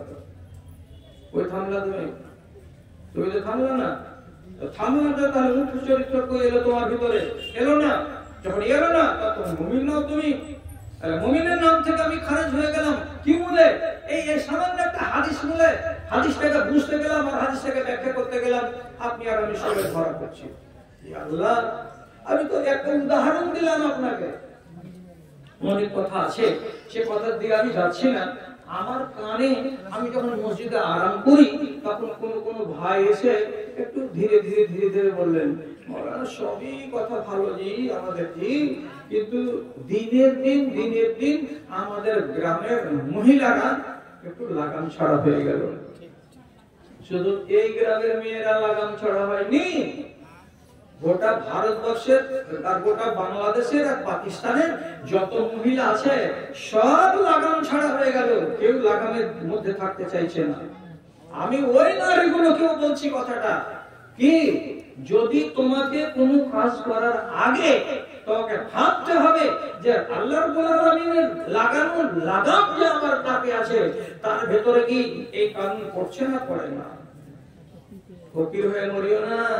এই গ্রামের খালা আর এই গ্রামের মা, আমি স্পষ্ট বলছি, যারা যারা পুরুষ লোক তাদের জন্য শুধু কানুন হলো একটা, এই নারীকে এখন 1 মিনিট বাদ রাখছি যে বিনা নামাজে কোনো মানুষ মরে যেতে গেলে জাহান্নামী। আবার এই পুরুষদের ভেতরে এক শ্রেণীর মানুষ যারা মদ পান করতে করতে তওবা করেনি, তওবা করে 15 দিন ফাঁকা থেকে কবরে যায়নি, সেই লোকটা হলো জাহান্নামী। 3 নম্বর, জমি যদি বেটাকে লিখে দেয় আর মেয়েকে বঞ্চিত করে দেয়, লোকটা হলো জাহান্নামী। লিখে নিতে হবে। আর যেই লোকটা মরার আগে পর্যন্ত তার উপরে তার মা বাবা রাজি ছিল না, সে লোকটা জাহান্নামী। 4টা জাহান্নাম দেখতে পেলেন। আর মেয়েদের ভিতরে নামাজ তো লাগবেই লাগবে। উপরন্ত মেয়েদের উপর একটা অতিরিক্ত কানুন আছে, সেটা শুধু মেয়েরা তাতে শামিল আছে। তাকে কোন রমণী নামাজ রোজা হজ যাকাত করা থাকতে গেলেও সে যদি পর্দানশীল না হয় তাহলে সে মেয়ে জাহান্নামী। জান্নাতের মুখ দেখবে না, ওকে জাহান্নামে আগে যেতে হবে। এই কথাটা যেন মা বোনেরা পরিষ্কার ভাবে জেনে নেই যে পর্দা ছাড়া আল্লাহ তাআলার শরীয়তে আমাদের আমলের কোনো পাত্তা দেওয়া হবে না, কোনো গুরুত্ব দেওয়া হবে না। আর দুনিয়ার ভাষাতে একটা কথা আছে, কথাটা দুনিয়ার কিন্তু বড় উচিত কথা। এই কথাটাকে যদি মুখস্থ রাখেন তো অনেক কাজ দিবে। আর বিশেষ করে প্রত্যেকটা ভাই আপনি আপনার স্ত্রীকে শুনিয়ে দিবেন আর শিখিয়ে দেবেন, তাহলে আপনার স্ত্রী অনেকটা সাবধান হবে। কি? 3টা জিনিসের কোনো দাম নাই, 3টা জিনিসের কোনো মূল্য নাই, 3টা জিনিসের কোনো ভ্যালু নাই। ভ্যালু নাই 3টা জিনিসের, কোনো দামই নাই 3টা তিনটা জিনিসের কি কি আঙুলে গুলো। নদীর পাড়ে বাড়ি, কখন কেটে পড়ে যাবে পড়বে না। বাংলা কোনো মসজিদ আছে না, পড়ে গেছে এইসব বিশাল দোতলা মসজিদ। গঙ্গার পাড়ে বাড়ি, কোনো ভরসা নাই, কোনো দাম নাই। শামশেরগঞ্জের 7খানা গ্রাম এই বছর গঙ্গার তলায় চলে গেছে। এই জন্য কথাই বলা হচ্ছে কি, নদীর পাড়ে বাড়ি, কোনো দাম নাই। ব্রেক ছাড়া গাড়ি, কোনো দাম নাই। আপনাকে 20 লক্ষ টাকা যদি একটা গাড়ি দেওয়া যায়, আর গাড়িতে যদি সিস্টেম না থাকে যেতে ব্রেক লাগবে, ব্রেকের সিস্টেমটাই করা হয়নি গাড়িটাকে, আপনার কাছে বিক্রি করে দেওয়া হবে মাত্র 5 লক্ষ টাকায়। কোন খেপার বেটা খেপা আছে গাড়িটা কিনতে রাজি আছে? ব্রেক ছাড়া গাড়ি কোনো দাম নাই। এখান থেকে বের হবে, ফাটা পার হবে না, 4টা মুরগি মারবে, 2টা লোককে মারবে, মারার পর তো থামবে। তাহলে এর কোনো দাম নেই। আর কি 3 নম্বরের কথা হলো হায়া ছাড়া নারী। যে নারীর হায়া নাই, ওই নারীর কোনো দাম নাই, কোনো দাম নাই, 1 পয়সা দাম নাই। কিসের জন্য এত বড় কথা বলা হলো? এই জন্য বলা হলো, নবীজি বলছেন আল হায়া ও শুবাতু মিনাল ঈমান, ইজা লাম তাস্তাহি ফাসনা মা শিতা। হায়া হলো ব্রেকের কাজ করা। হায়ার মানে হলো দ্বিধা, হায়ার মানে হলো সম্পদ, হায়ার মানে হলো মনের ভিতরে একটা অনুশোচনা প্রকাশ করা। আমি যে কাজটা করতে যাচ্ছি এটা লোক যদি জানতে পারে তো পরিণাম ভালো হবে না, এমন ভেবে চিন্তে থমকে যাওয়া, দাঁড়িয়ে যাওয়া, রুকে যাওয়া, এটাকে বলা হয় হায়া। তো যে নারীর ভেতরে হায়া নাই, যার পুরুষের ভেতরে হায়া নাই, নবীজি বলছেন যা মন লাগে তাই করো, যা মন লাগে তাই করো। তোমার ব্রেক নাই তো তোমার ইচ্ছা যা আসে তাই করে যাও, কেউ তোমাকে বাধা দেবে না। দ্বিধা যদি থাকে, দ্বিধার আরবি হলো হায়া, যদি হায়া থাকে তাহলে তোমাকে বাঁচাবে। কি বলে বাঁচাবে? এখানে যে তুমি মাঠে একটা যুবতী মেয়ে ছেলের সাথে গল্প করছো, লোক যদি দেখে তো কি বলবে? হ্যাঁ গো ঠিকই তো, পারলে না, চলো ভাগো এখান থেকে, না কাজে যাবো। এটা কে আটকালো? হায়া। আর বাংলাতে কি বলে? দ্বিধা।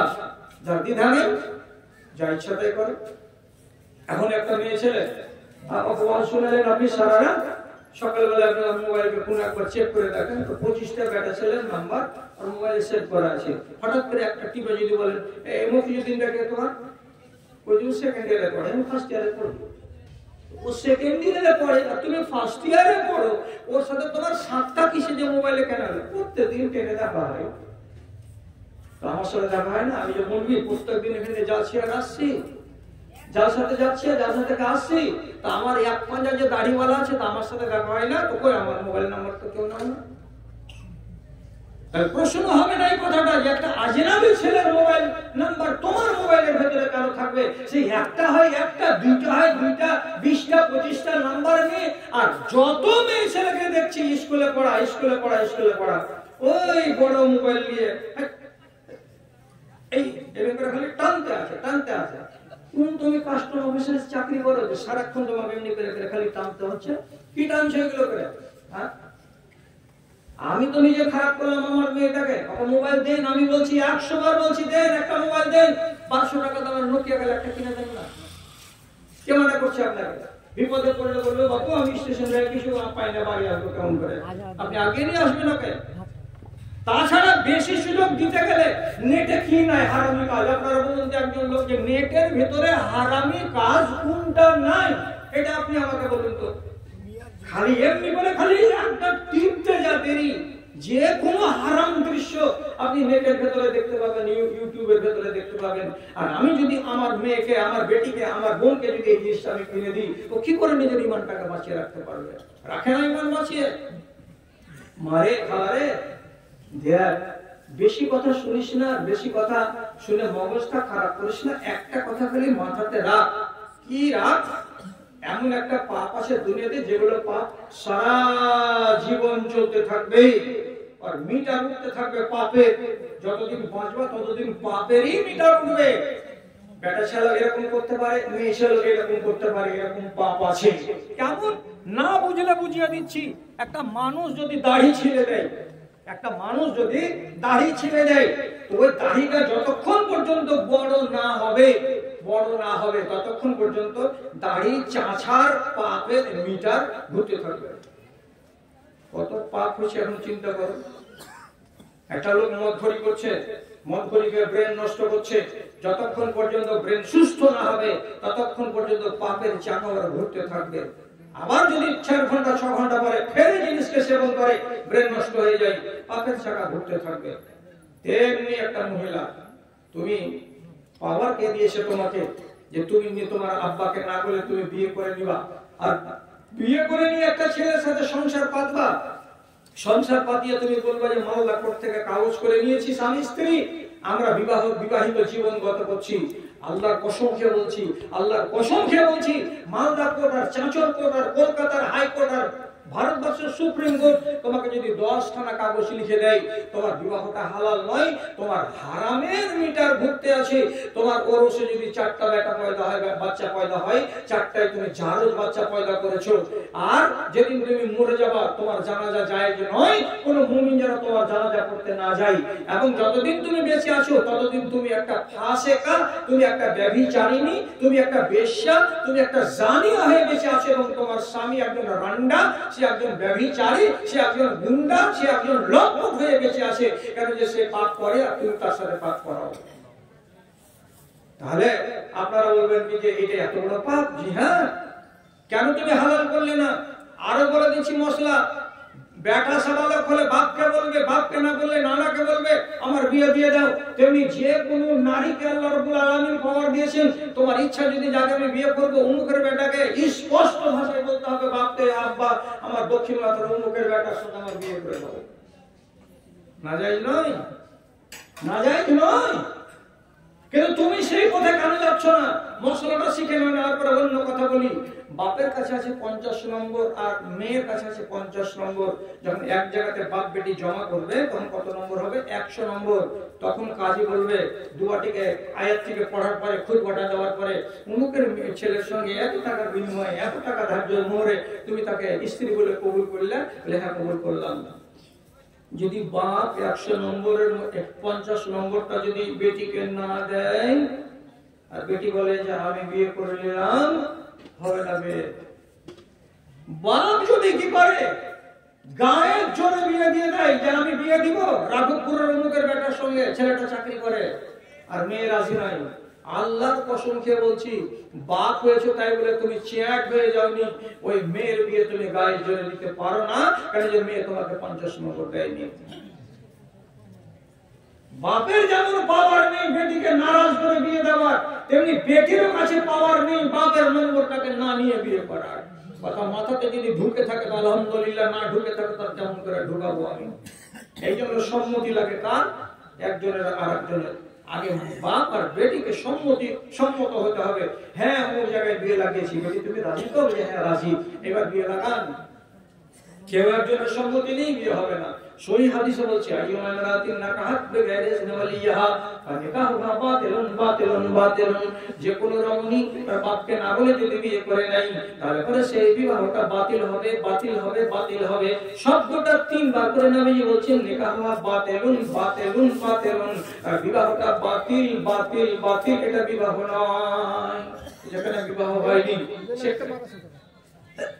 যেখানে বিবাহ হয়নি সেখানে একটা স্ত্রীর কাছে একটা মেয়ে ছেলের কাছে একটা বেটা ছেলে যে রাত কাটাচ্ছে, এটা নেকির কাজ না পাপের কাজ? আপনি বলুন এবার। ওই জায়গা থেকে একটা ছেলে উৎপন্ন হয়ে গেল, বাচ্চা পয়দা হয়ে গেল। আপনি বলুন যদি প্রচুর বোনায় পাটের জমি থেকে কেউ বাচ্চাকে উপজিয়ে আনে তো সেই বাচ্চাটাকে জারজ বলবেন? আর আংলাতে ছাপের খাটে হয়ে গেল বাচ্চাটা, তার জন্য এটা বাচ্চা জারজ নয়? কি মশলা বানিয়ে রেখেছেন আপনারা আর আমরা? দ্বিধা কোথায় গেল? সংকোচ কোথায় গেল? ছেলেরই কোথায় গেল? মেয়েরই কোথায় গেল? কাকে বলে হায়া? হায়া কাকে বলে? অত লম্বা চড়া আমি করছি না। রাসূলুল্লাহর 150 এর নাম হলো আসমা। রাসূলুল্লাহর 150 মানে বুঝছেন তো? সবাই তো বুঝছি। স্ত্রীর বড় বোনকে বলছি কি 150, 150 এর নাম হলো কি আসমা। আসমার বিয়ে হয়েছিল জুবাইর রাদিয়াল্লাহু তাআলা আনহুর সাথে। জুবাইর রাদিয়াল্লাহু তাআলা আনহুর বাগান ছিল মদিনা মসজিদ থেকে 5 কিলোমিটার দূরে, 4.5 কিলোমিটার দূরে খেজুরের বাগান ছিল। 4টা বাড়ি বাড়ি। হযরত জুবাইর এমন কাস্টি মিজাজের লোক, হযরত জুবাইর এত টাইট মিজাজের লোক, তার কথা আসমা আবু বকরের বেটি রাসূলুল্লাহর দেয়ারসই, উনি নিজে বলছেন কি, যখন আমাদের চারটা সতীনের ভেতরে কাউরি করে আমার স্বামীর মনটা খারাপ হয়ে যেত, ওই দেশের একগুলো লকড়ি, কাঁচা লকড়ি, যেমন মিসওয়াক করা হয়, একটা গাছের নাম হলো ইরাক, ঠিক ওই রকমের একটা গাছের নাম হলো আসজাব। ওই রকম গাছের ডালকে নিয়ে আসতো, আর নিয়ে আসার পরে যখন গরম করতে শুরু করতো, লাঠিখানা যতক্ষণ ভেঙে না যেত ততক্ষণ মারা ছাড়তো না। একটা বাড়িওয়ালাকে একদম সোজা করে রেখেছে, উঠে যাবি, যেভাবে চালাবো সেভাবে চলতে হবে। হযরত আসমা নিজে একদিন ওর বাপকে এসে বলছে, বাজান আর ভাতটা ছুটিয়ে দাও করো। আপনারা কইবেন যে সালা আজবের লোকটাকে 2 বছর আনিসনি তো ভালোই ছিল, কি করতে 3 বছর পরে একেলে আনলি, অন্য বেলা আনলি না। আমি সহি কথা বলছি, একটা জাল কথা বলিনি। হযরত আসমা নিজের বাপ বলেছেন, বাজান আর ভাত ছুটিয়ে দেন, আর পানি না থাকতে খেয়ে দে বেটি। যেদিন সেদিন মারছে জি বাজান, যেদিন সেদিন মারছে জি বাজান, কি করবো, এত কি মাই খাওয়া যায়। আবু বকর সিদ্দিক বলছেন, বেটি রে একটা হাদিস নবীজির মাথায় কর, আর কথাটাকে স্মরণ করে রাখ, যদি কোনো মেয়ে ছেলের স্বামী মরে যায়, আর ওই স্বামীটা মরে যাওয়ার পরে ওই স্ত্রীটা যদি অন্য জায়গায় বিবাহ না করে, এ যদি মুমিন হয়ে মরে আর এ যদি মুমিন হয়ে মরে, কিয়ামতের দিন আবার ওই 2 স্বামী আর স্ত্রীকে আল্লাহ রাব্বুল আলামিন জান্নাতে এক জায়গা করে দেবেন। আর জান্নাতি এমন জায়গা, ওখানে হাসি ছাড়া কান্না হবে না, ওখানে দুঃখ বেদনা কিছু পাওয়া যাবে না, শুধু সুখ আর সুখ, সুখ আর সুখ, সুখ আর সুখ। কাজে বেটি শুকর করবে, জুবাইরের মত নেককার লোক নবীকে জান্নাতি বলেছেন। কাজে মরার পরে যদি জুবাইরের পরে তুই বিবাহ না করিস, তো কিয়ামতের দিন জুবাইরের সঙ্গে তোর আবার সংসার হবে। সবুর করে নে মা, সবুর করে নে। আবু বকর সিদ্দিক বেটির ভাত ছুটাতে রাজি হননি। সেই আসমা একদিন চলে গেছেন, ডিউটি পড়েছে তার বাগানে, কি করা, আজকে যতটি খেজুর লাগবে বাড়িতে অতটি খেজুর পেড়ে আনতে হবে, আর শুকনো শুকনো ডালগুলো এতটি কোমরে বেঁধে, তাকে দড়ি দিয়ে বেঁধে মাথায় করে বা ঘাড়ে করে বাড়ি নিয়ে আসতে হবে, এটা হবে জ্বালানি। এই কাজটা করার জন্য হযরত জুবাইরের স্ত্রী আসমা রাদিয়াল্লাহু তাআলা আনহা 2 কিলোমিটার 3 কিলোমিটার দূর থেকে এতটি খেজুরকে পেড়ে মাথায় নিয়ে আসেন, আর এতটি শুকনো লকড়িকে কোমরে দাবিয়ে নিয়ে চলে আসছেন। রাস্তায় এক ত্রিমোহিনীতে এসে হঠাৎ করে নবীজির সঙ্গে দেখা হয়ে গেল। আল্লাহ পাকের নবী তার দেখা মাত্র চিনে নিলেন, এটা অন্য কেউ নয়, এটা আমার ড্যাশ হয়ে আছে। রাসূলুল্লাহ সঙ্গে সঙ্গে নিজের উট থেকে নেমে গেলেন, আর নেমে যাওয়ার পরে উটের লাগামটাকে ধরে আরবি ভাষাতে বলছেন, এই উট বসে যাও, এই উট বসে যাও, এই উট বসে যাও। যেমনি রাসূলুল্লাহ ইশারা করলেন, লাগামধারী উটটাকে সাথে সাথে উটটা ওইখানে বসে গেল। আর যেমনি বসে যাওয়া, নিজের শালির দিকে তাকিয়ে, ড্যাশের দিকে তাকিয়ে বলছে, আসমা এই উটের পিঠে চড়ে যাও, আমার উটে অন্য কোনো সওয়ারি নাই, আমি আছি তোমার ভগ্নিপতি, পিছন দিকটা খালি আছে, একটা উটের উপরে 3-4টা লোক সবার হতে পারে, অসুবিধা নাই, এখানে বসে যাও, আমি তোমার বাড়ি পর্যন্ত তোমাকে পৌঁছে দেব, তোমার পা গুলো পুড়বে না, তোমার কষ্টটা লাঘব হবে, কমে যাবে, এসো চিন্তা করিও না, চলো উঠে যাও, উঠে যাও। উঠাইতে বললো, উঠে যেতে বললো। আপনার মনটা কি বলছে? এরকম কষ্টের জায়গাতে 47 ডিগ্রি তাপমাত্রার বালু হেঁটে আসছে, কেউ যদি উঠে চড়তে বলে তো কেন চলবে না? তার তো এটা রিশতেদার, এটা তো নবী, এটা তো ভগ্নিপতি। কিন্তু বুখারী শরীফের হাদিস, একদম সহি কথা বলছি, হযরত আসমা বলছেন, ফাস্তাহিয়াইতু আন আসিরা খালফার রিজাল। আমাকে যখন নবী ডাকলেন তখন আমার মনটা বলছে, আহারে আমার স্বামী তো যে ঘড়িতে যেলো, যদি জানতে পারে যে নবীর পিছনে বসে এসেছে, যদি একবার প্রশ্ন করে দেয়, কেন তুই চলতে গেলি বন্ধুর সাথে, বল, এবার মারতে শুরু করলে কি আমাকে বাঁচাবে? এক কথা। 2 নম্বর কথা, দুনিয়ার লোক বলবে এটা কে নবীজি, পিছন দিকে বলবে এটা শালি, শালীকে পিছন দিয়ে করে নেওয়া।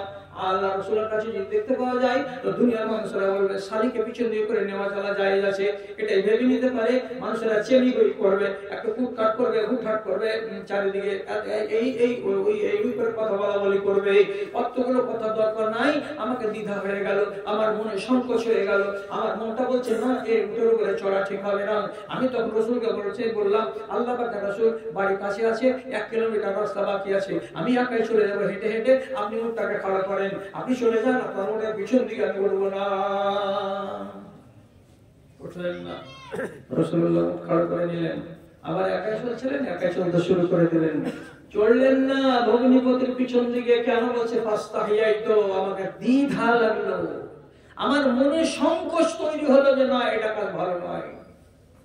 শিখো না রে, ডহরা গ্রামের মানুষেরা মেয়েরা শিখো না, তোমাদের দ্বিধা করো গেল কোথায়? আল্লাহু আকবার। কিছুদিন আগে গায়ের নাম বলবো না, এইসব জালেম গুলো বলে দিবে, এই জন্য গায়ের নাম বলছে না।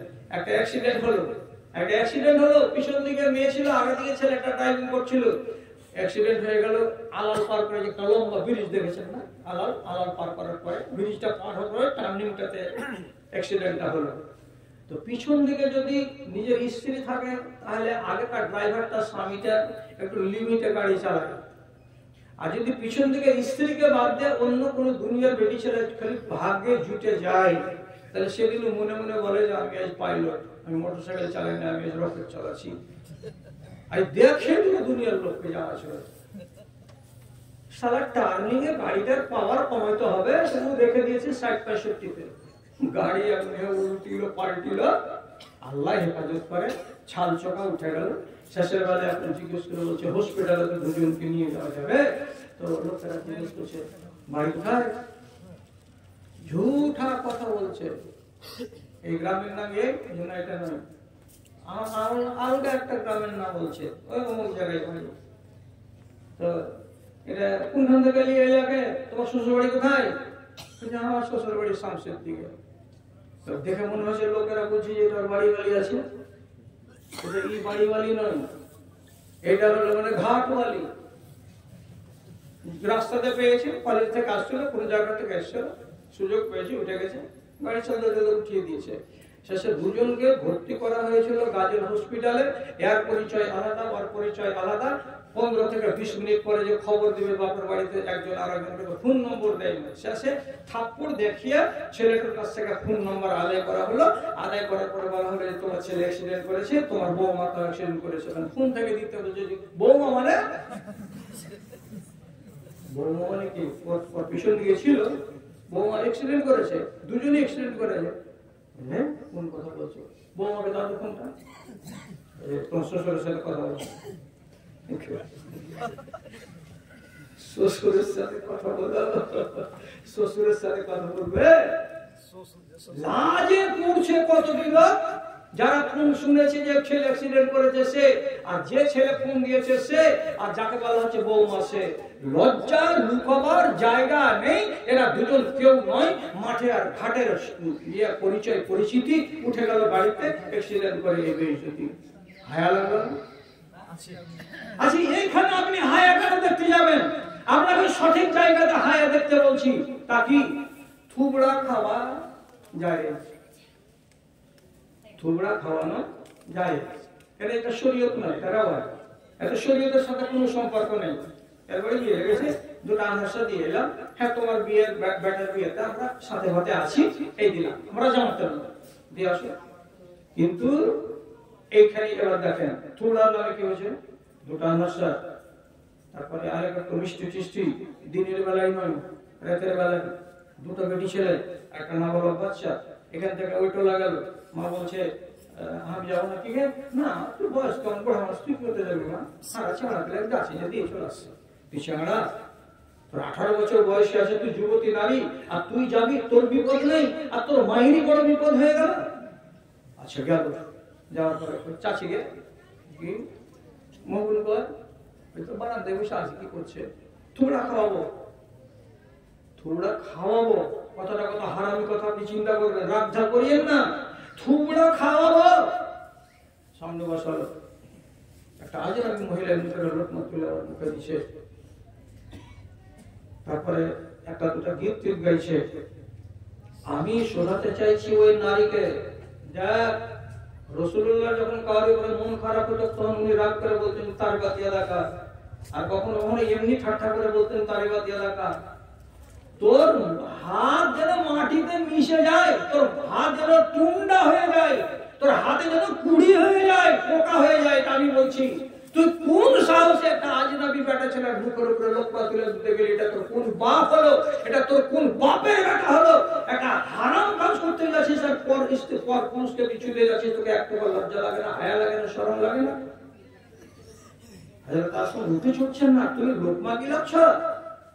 যারা বিবাহ করেছো তার আগে বলছি, জীবনে কয়দিন স্বামীর মুখে লোকমা তুলে দিয়েছো? আমাকে এসে মসজিদে জানাও তো, আমি 4 দিন লোকমা তুলে দিয়েছি আমার স্বামীর মুখে। এটা সুন্নাত, সুন্নাতের বেলা নয়। আর যখন জিহাদের কথা আসবে তখন সব দাঁড়িয়ে আগে যে না এটা করতে হবে, পরের বেটাকে লোকমা গিলাতে হবে, পরের বেটাকে ভাত খাওয়াতে হবে, আর এই টুকরা খাওয়াতে হবে। কেন যাচ্ছ হারামি কাজে? সহি কথা বলছি, কথাটাকে হজম করতে শিখুন। রাসূলুল্লাহ বলছেন কথাটা কি, একটা সাবালক ছেলে আর একটা সাবালক ছেলের পাশে খালি গায়ে লাগা লাগিয়ে একই চাদরের তলায় ঘুমাতে পারবে না। তারপরে নবীজি বলছেন একটা সাবালিকা মেয়ে ছেলে আর একটা সাবালিকা মেয়ে ছেলের পাশে একই চাদরের তলায় খালি গায়ে গা লাগিয়ে ঘুমাতে পারবে না। লা তুবাশিরুল মারাতুল মারাতা বিসাওবিন ওয়াহিদিন ওয়া লা তুবাশিরুর রাজুলুর রাজুলা বিসাওবিন ওয়াহিদিন। এক চাদরের তলায় ছেলে ছেলে গায়ে গা লাগাতে পারবে না, এক চাদরের তলায় মেয়ে মেয়ে গায়ে গা লাগাতে পারবে না, এরকম করে ঘুমাতে হবে না।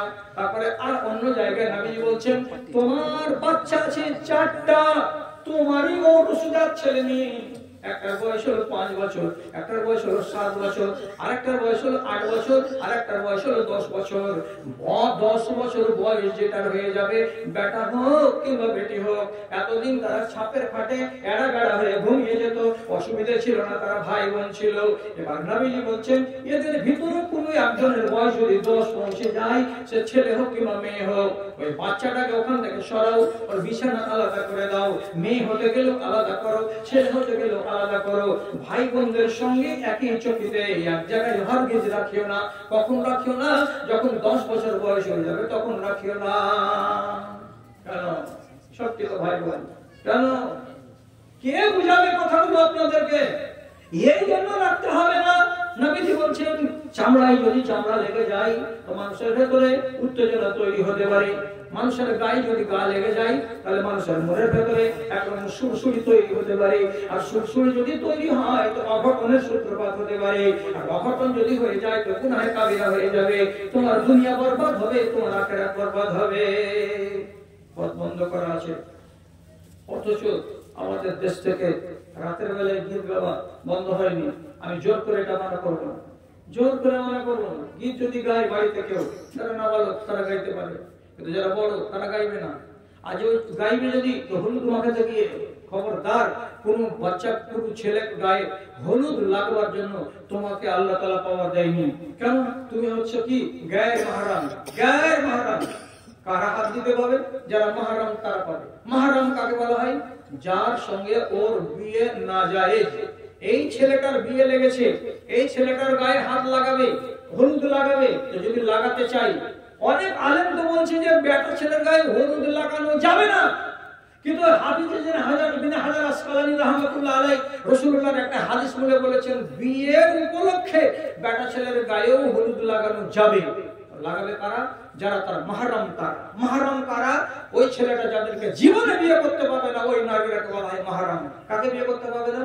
নিজের বোন লাগা, নিজের মা লাগা, নিজের নানি লাগা, নিজের খালা লাগা, নিজের ফুফু লাগা, এরা মাহরাম। আর উত্তর পাড়ার বিয়েতে দক্ষিণ পাড়ার মেয়ে যাবে, তো সকালবেলায় যেতে বিয়ে যেত আমাদের রাঘবপুর, ওখানে না গিয়ে দক্ষিণ পাড়ার মেয়েটার বাড়ি যদি বিয়ে চলে আসে তো বিয়ে করা তো যায়। কেন লাগাবে তুমি ওর গায়ে হাত? মানা করছে রাসূলুল্লাহ, আর তুমি মানা করবে না, এর উপরে বুড়ো আঙুল দেখাবা, তাহলে কি করে থাকবে তোমার ঈমান? দ্বিধাটা গেল কোথায়? পর্দা যেদিন থেকে উঠে যাবে দেশ থেকে, সেদিন দেশটা নরকের দেশ হয়ে যাবে। আর এই কথাটা মাথায় রেখে দেবেন, পর্দার মাধ্যম দিয়ে আল্লাহ রাব্বুল আলামিন ঈমান নষ্ট করবেন, ঈমানের সত্যানাশ করে রেখে দেবেন। কারণ রাসূলুল্লাহ সহিহ হাদিসের ভিতরে বলেছেন, আউয়ালু মা ইউরফাউ মিন হাযিহিল উম্মতি আল খুশু। এই উম্মতের কাছ থেকে আমার যত রকমের নিয়ামত আছে, সমস্ত নিয়ামতকে আমি একটা করে ফেরত টেনে নেব। আমি দিয়েছি আল্লাহ, আমি টেনে নেব, কিন্তু সব নিয়ামতের ভেতর থেকে সর্বপ্রথম যেটা আমি টানবো, যেটা খিঁচে নিব, এদের কাছে আমি রাখবো না, সেটা ধন নয়, জন নয়, গাড়ি নয়, বাড়ি নয়, এই নয় সেই নয়, সর্বপ্রথম যেটা আমি খিঁচে নিব, টেনে নিব, সেটা হলো কি? আল্লাহ ভীতি। একে আরবিতে বলা হয় খুশু, একে বলা হয় আরবিতে আল্লাহ ভীতি, বাংলাতে বলা হয়। আল্লাহর ভীতি আপনার অন্তরে থাকবে না, আমার অন্তরে থাকবে না। আর যখন আল্লাহর ভীতি আমার অন্তর থেকে পালিয়ে যাবে, সেদিন আর আমার কোন একটা পাপ করতে দ্বিধা লাগবে না, সংকোচ লাগবে না। কেন? কিসের আল্লাহ? কে করে যা, কে আল্লাহ, কে দেখছে, এগুলা কে মানে? যখনই মানবেন না, হৃদয়ে যখন ভয় থাকবে না, যে কোনো পাপ করতে আপনাকে একটু কুণ্ঠা বোধ হবে না, করে যাও। শামসি বাজারে বাস করছি, এই স্ত্রী বলে হোক আর স্ত্রী না হয়ে আর কিছু হোক, 70-90 জনকেই সিঙ্গেল যারা হাঁটতে দেখছি, ওই হাত ধরে ধরে, বিনা হাত ধরে খুব কম ছেলে মেয়ে হাঁটছে। আল্লাহ কোন যুগে করলাম, আঙুলে আঙুল ঘুরে দিয়ে এমনি করে হাত ধরে হাঁটছে দুজনে। জিজ্ঞেস করতে পারেন একদম কি হলো? হয় বলবে আমার বিবি হলো, আর নাহলে হব বিবি হলো, কিছু একটা হলো। তাছাড়া আরো নতুন কোন রিশতা আছে কি? আর তো নাই। আরে বাবা, আঙুল কেন ভরে চলছো? তোমার উপরে কি আর বিশ্বাস নেই না ওর তোমার উপরে বিশ্বাস নেই? কোনটা? তো দেখে মনে হচ্ছে কি উঠে থেকে তাড়িয়ে ধরে নিয়ে এসেছে, বিশ্বাস নেই, হাত ছেড়ে দিলে হয়তো পালিয়ে যাবে। এটা কিসের লক্ষণ? কিয়ামতের লক্ষণ। মরণের আগে জিজ্ঞেস করো, ওরা না বলে তো মুখের দিকে তাকান, ওরা মুখ হিলে শিখে হিলাই না। রাসূলুল্লাহ 10টা লক্ষণ বলতে গিয়ে একটা লক্ষণের কথা বলছেন কি, ওয়াইন্নাম ইয়াতাসাফাদুনা তাসাফুদাল হামিরে। সময় চলে আসবে এমন, সেই যুগের মেয়ে ছেলেরা যখন রাস্তা চলবে তখন গাধা আর গাধীর মতো করে চলবে, গাধা আর গাধীর মতো করে চলবে। আর মানেটা কি? 4টা গাধা গাধী যদি এক পালে থাকে, তো চলবার কালে গাধা এমন একটা জানোয়ার স্থির হয়ে রাস্তা চলবে না। একটা গাধার পাশা কামড়ে দেবে, একটা গাধা আরেকটা গাধার ঘাড় কামড়ে দেবে, একটা গাধা আরেকটা গাধাকে লাত মেরে দেবে, একটা গাধা আরেকটা গাধাকে এদিক থেকে একবার ধাক্কা দেবে, একবার ওদিক থেকে ধাক্কা দেবে, স্থির হয়ে চলবে না। যেমন কামড় দেওয়া দিয়ে করে, খেলাখেলি করে, আর এক অপরের দিকে এড়িয়ে এড়িয়ে পড়ে যায়, ঠিক গাধার মতো চরিত্র করে চলবে রাস্তায়। কারা? তো নারীরা এবং নরেরা। যখন দেখতে পাবে এরকম ঠেলাঠেলি করে জোড়া লেগে লেগে রাস্তা চলছে, জানতে হবে কিয়ামত কাছে চলে আসছে। তারপর আরেকটা লক্ষণ বলা হয়েছে ওই জায়গাতে, পাপের কাজ করতে গিয়ে ছেলে দ্বিধা করবে না, পাপের কাজ করতে গিয়ে মেয়ে দ্বিধা করবে না। এমন একটা কাজ করতে যাবে যে কাজটা 30 বছর আগে কোনো লোক করেনি, ওই কাজটা তারা করতে যাবে। তারা জানে যে কাজটা অন্যায়, কিন্তু অন্যায়টা অন্যায় বলে মনে হবে না, অন্যায়টা অন্যায় বলে তাদের মগজে আসবে না। এটা ঘৃণিত কাজ, এই কথাটা তারা মানবে না। রাসূলুল্লাহ সহিহ হাদিসে বলছেন, লা ইয়ারিফুনা মারুফান ওয়ালা ইউনকিরুনা মুনকারা। এটা ভালো কাজ, এটা তাও বুঝবে না, এটা মন্দ কাজ, এটা তাও বুঝবে না। এটা ভালো কাজ করতে হবে, এটা বুঝবে না, এটা মন্দ কাজ, এটা ছেড়ে দিতে হবে, এটাও বুঝবে না। এমন অধম প্রজন্ম আপনার চোখের সামনে দেখা দেবে। তারা ওইভাবে চলবে এবং লোকের সামনেই বসে বসে তারা প্রেম করবে, তারা আলিঙ্গন করবে, চুমাচাটা করবে। এমন একটা সময় চলে আসবে। তারপর নবী বলছেন, সেই যুগে মানুষ একটাও এমন ইমানদার বেঁচে থাকবে না যে মানুষটা বলবে তাদেরকে গিয়ে হুটলি একটা গালে চড় দেব, এরকম কথা বলার সাহস কোনো মানুষের বুকে থাকবে না। সবাই দেখবে। তার ভেতরে একটা মানুষ যদি পাওয়া যাবে কোন রকম করে, তো কি কথাটা বলবে? একটা পাওয়া গেল মানুষ, একটা হক কথা বলা, তো কি বলবে? আর হক কথাটার ওজন দেখেন কেমন, কি বলবে? লাউ ওয়ারাইতুম ইলাল জিদারে। আরে বাবা, কার বেটা কার বেটি তোমরা এখানে এরকম করে রোডের কিনারায় কামড়াকামড়ি করছো? লাউ ওয়ারাইতুম ইলাল জিদারে, এই দেওয়ালের পিছন দিকে যদি তোমরা দুজন চলে যাও, যে ওইখানে বসে যদি তোমরা এইরকম ব্যবহার গুলো করো, ওইখানে ভালো জায়গা আছে, চলে যাও, রাস্তাটাকে খালি করে দাও। সঙ্গে মানা করলো না, আরো জুতের জায়গা বললো, দেওয়ালের ওদিকে চলে যাও, রাস্তার কিনারায় কেন আছো? এর থেকে বেশি বলার মতো পাওয়ার ওই যুগের মানুষ থাকবে না। কেন? ওটাও নবীজি হাদিসে বলেছেন, ইন্নাল্লাহা ইয়াকবাজু শরীআতাহু মিন আহলিল ঈমান। সেই যুগের যত নেককার লোকগুলো এক করে সব মরে যাবে, সব মরে যাবে। নামাজি পাওয়া যাবে না, দিনদার পাওয়া যাবে না, রোজাদার পাওয়া যাবে না। কি পাওয়া যাবে? ওয়ায়াবহা আজাজাতান, পাওয়া যাবে কারা? যেগুলো পাতান, সেগুলো বেঁচে থাকবে কারা? যেগুলো অধম তারা বেঁচে থাকবে কারা? যারা অসভ্য, যারা বর্বর, যারা একেবারে থার্ড ক্লাসের মানুষ, তারা বেঁচে থাকবে। আর ওদের সামনে হক কোনটা তাও তারা বুঝবে না, না হক কোনটা তাও তারা বুঝবে না। পরিস্থিতিটা এইরকম করে আস্তে আস্তে আস্তে আস্তে আমার ভাইয়েরা যতটা তৈরি করছে, তার চাইতে বেশি মায়েরা বেশি করছে। আর একটা কথা বলে দিচ্ছি, আপনারা আমার রাস্তাটা ঘেরিয়েন না দয়া করে। কি কথা বলছি? চোরের বেলায় পুরুষের নাম আগে আর মেয়ের নাম পরে। যদি চোর বেটা ছেলে হয়, হাত কেটে দাও। যদি চোর চুরি করে মেয়ে ছেলে, হাত কেটে দাও। তো চুরির বেলাতে বেটা ছেলের নাম আগে আর মেয়ে ছেলেটার নাম পরে। আর কোরআন মাজিদের কথা বলছি দাদা, অন্য কথা বলিনি। আর ব্যভিচারের বেলাতে তখন আল্লাহ তাআলা কি বলছেন? বেটি ছেলেটার নাম আগে, বেটা ছেলেটার নাম পরে। এক নম্বর আসামি আল্লাহ তাআলা বলছেন আয-যানিয়াতু ওয়াজ-যানি। আগে রব্বুল আলামিন নারীর নাম নিলেন, তারপরে রব্বুল আলামিন নরের নাম নিলেন। কেন? এই কাজগুলো যে হয়, হতে গেলে এক নম্বর আসামি হলো নারী, আর দুই নম্বর আসামি হলো কে? তো বেটা ছেলেটা। কেন এমন কথাটা বললেন রব্বুল আলামিন?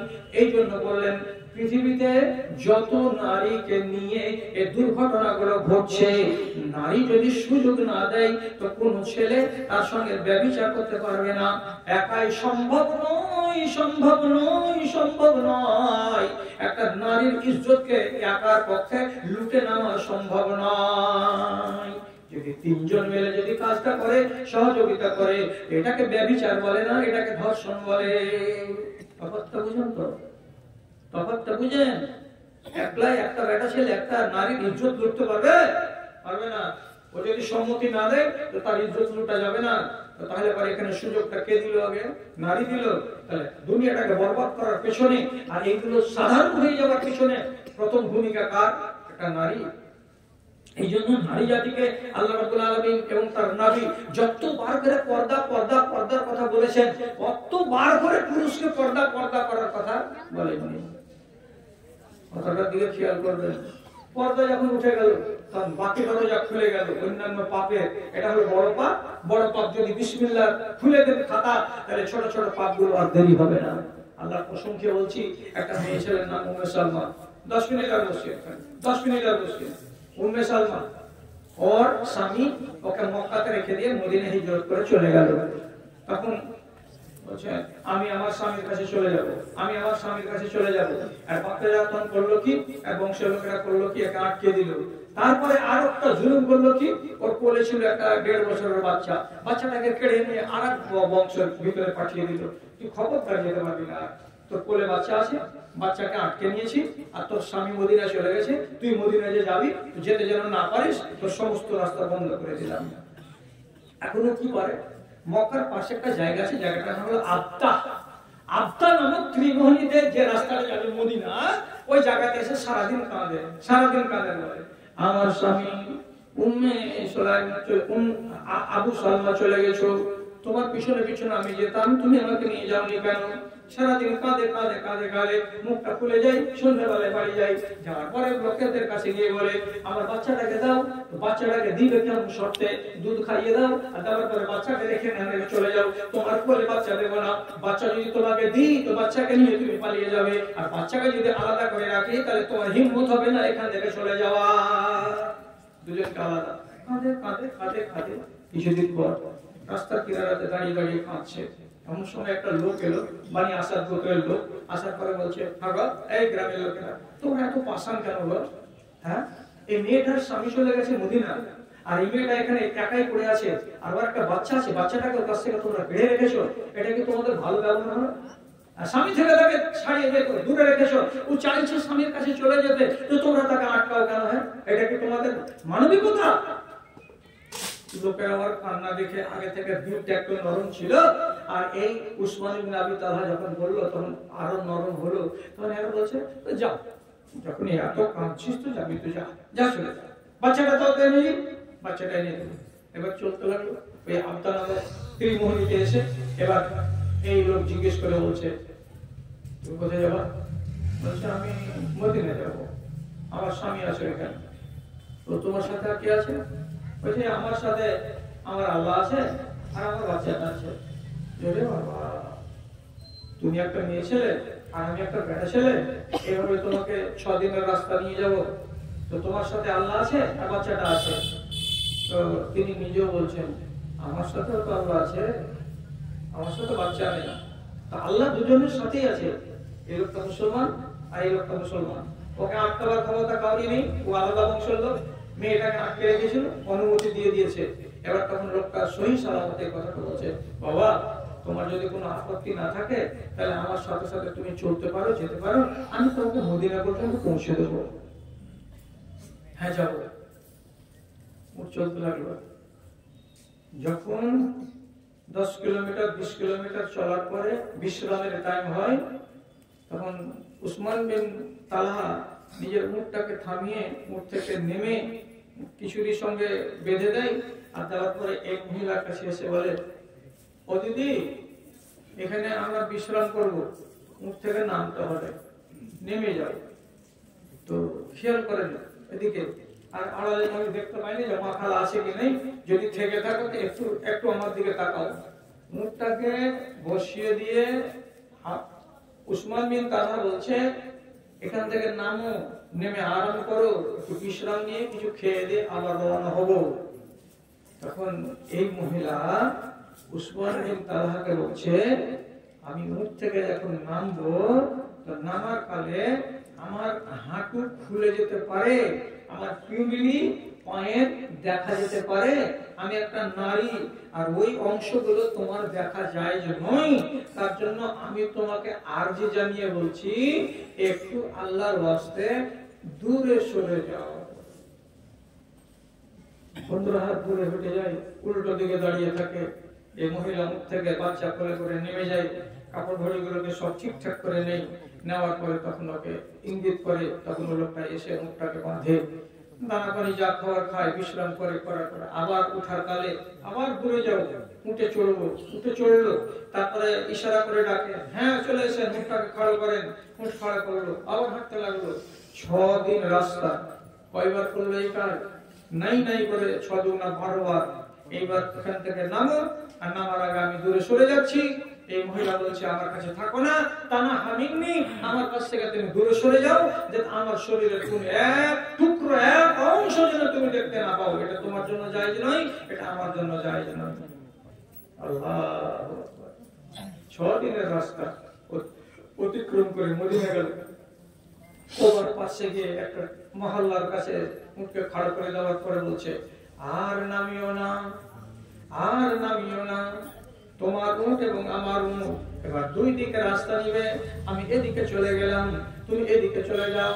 এটা বনি আসাদ গোত্রের লোক আছে এখানে, এই বংশের ভেতরে তোমার স্বামী আছে, তুমি তাকে পেয়ে যাবে, এখানে নামার দরকার নাই, আর এখানে আমার দূরে হওয়ার দরকার নাই। চলে গেলেন নিজের স্বামীর কাছে।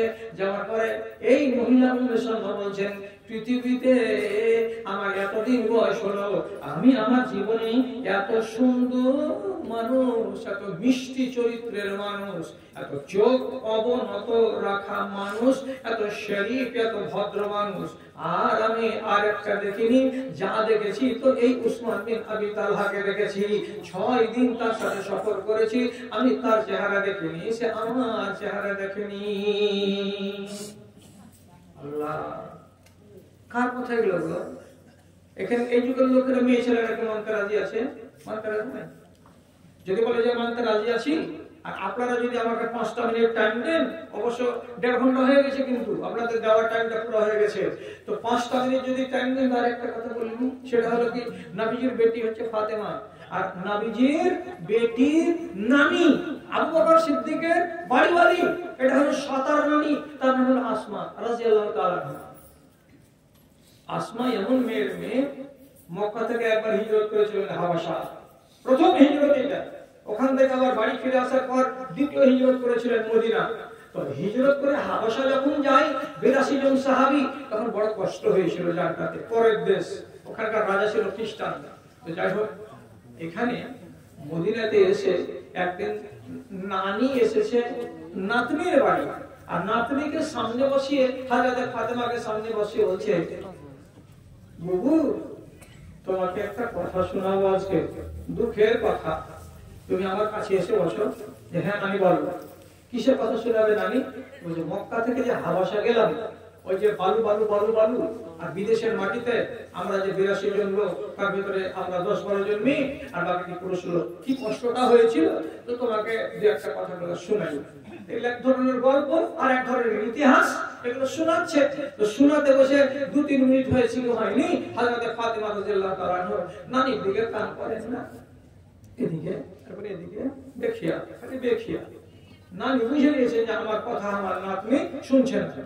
তখন ঘাড়খানে এমনি করে একটু করে হাত দিয়ে এরকম ইশারা করে দিয়ে তখন বলছে, আনতে জাহিলাতুন আন্নি ইয়া ফাতেমা, নাতনি ফাতেমা, তুমি কি আমার কথাগুলোকে শুনতে ভালোবাসো না? আমি যে কথাগুলো বলছি সেগুলো শুনছো না কেন? অন্যদিকে খেয়াল কেন তোমার যাচ্ছে? তখন ফাতেমা রাদিয়াল্লাহু তাআলা বলছেন, নানি তোমার দুঃখের গল্প কি শুনবো? আমার নিজের দুঃখের শেষ নাই, কি দেখবো তোমার দিক ধুলে উঠছে আমার দিক।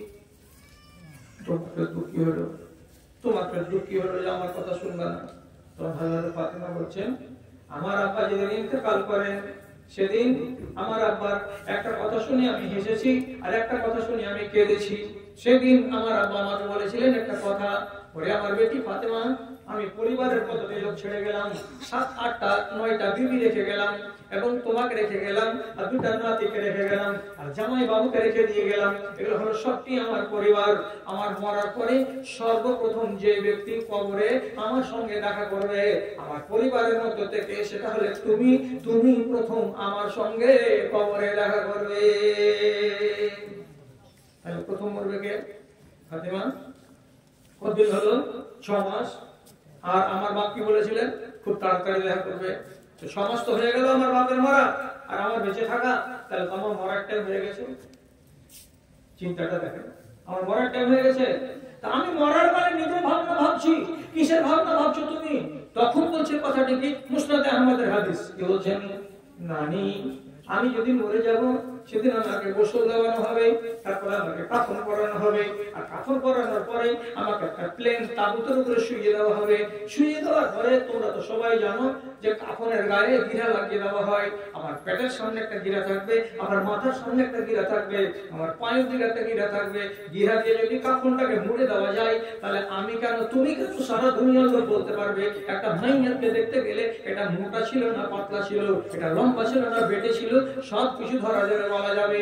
তাহলে আমাকে যখন তাবুতের উপরে শুইয়ে রাখা হবে কাফন পরিয়ে, তখন যত লোক আসবে আমার জানা যায়, সবাই আমাকে দেখবে আর দেখার পরে বলবে ফাতেমা এইরকম সাইজের ছিল, ফাতেমা এইরকম মোটা তাজা ছিল কিংবা পাতলা ছিল, ফাতেমা এইরকম লম্বা ছিল কিংবা বেটে ছিল।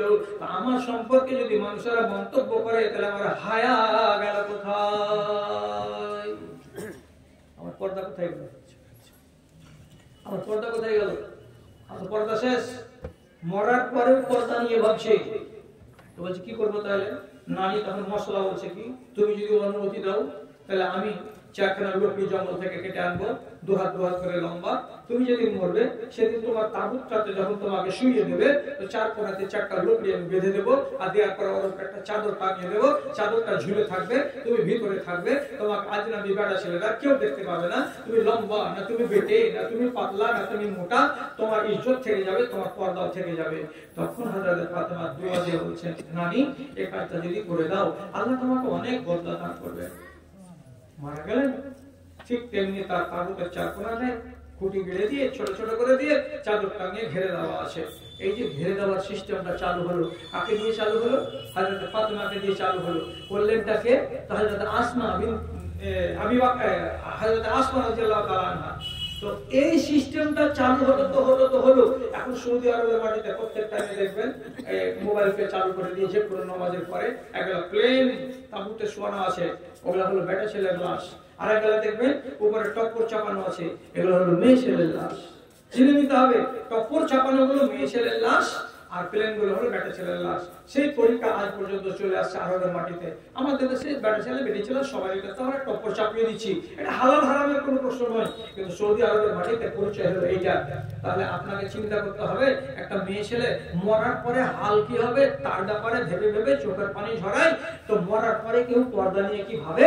আমার দেশের মেয়েরা জিন্দা অবস্থাতে পর্দা নিয়ে ভাবে না, এটা মরার পরে আর ভাবনা কোনো কিছু কি আর আছে? আল্লাহজি কতবার শুনবে তোমরা, আর কত তোমাদের বাসন খালি আছে আল্লাহ তাআলা তুমি ভালো করে জানো। আচ্ছা, মুলক আব্দুল মাতিনের স্ত্রী 400 টাকা দান করেছে, আল্লাহুম্মা সাল্লি আলাইহি আল্লাহুম্মা বারিক আলাইহি। এক ঠিকাদার হবিবুর রহমান 20,000 টাকা, হবিবুর রহমান 20,000 টাকা। তিনি আসেন নাকি এখানে? তো মা বাবার জন্য উনি দিয়েছেন 20,000 টাকা, আলহামদুলিল্লাহ মাশাআল্লাহ। আপনারা তো এবার উঠবেন, অনুমতি তো আছেই, কিন্তু উঠার আগে একটা কথা বলছি, সেটা কথা হলো এই, আপনারা আমার হাতে বেশি করে দিয়েন না। কেন যে সব টাকা তো উঠিয়ে নিয়েছে জামিরুল ইসলাম। এখন আপনাদের কাছে যারা একান্ত মনে করে আছেন যে আর ইরাদা নাই, আপনি আমাকে 20 টাকা দেন। আর যদি কেউ বলেন যে আমি 100 টাকা দেব, তো দেন 100 টাকা দেন। আর কারো যদি থেকে থাকে তো 500 টাকা যদি দিয়ে দেন তো দিয়ে দেন। আমি খালি 20 টাকা আপনারা হাজিরি চাইছি যে আপনি আমাকে 20 টাকা দেবেন। আর দিয়ে ওখানে খাড়া হন, নিজের জায়গাতে খাড়া হন, 1টা থেকে 2টা মিনিট আলহামদুলিল্লাহ। আমি শেষখানে একটু মুখস্থ দোয়া করবো, আপনি আমিন বলবেন আলহামদুলিল্লাহ। এখন বড় ভাই 500 টাকা দিয়ে দিয়েছেন, আলহামদুলিল্লাহ মাশাআল্লাহ জাযাকাল্লাহ। আল্লাহুম্মা ইদু আর 500 টাকা দান কবুল করো, বাক্স মানবিক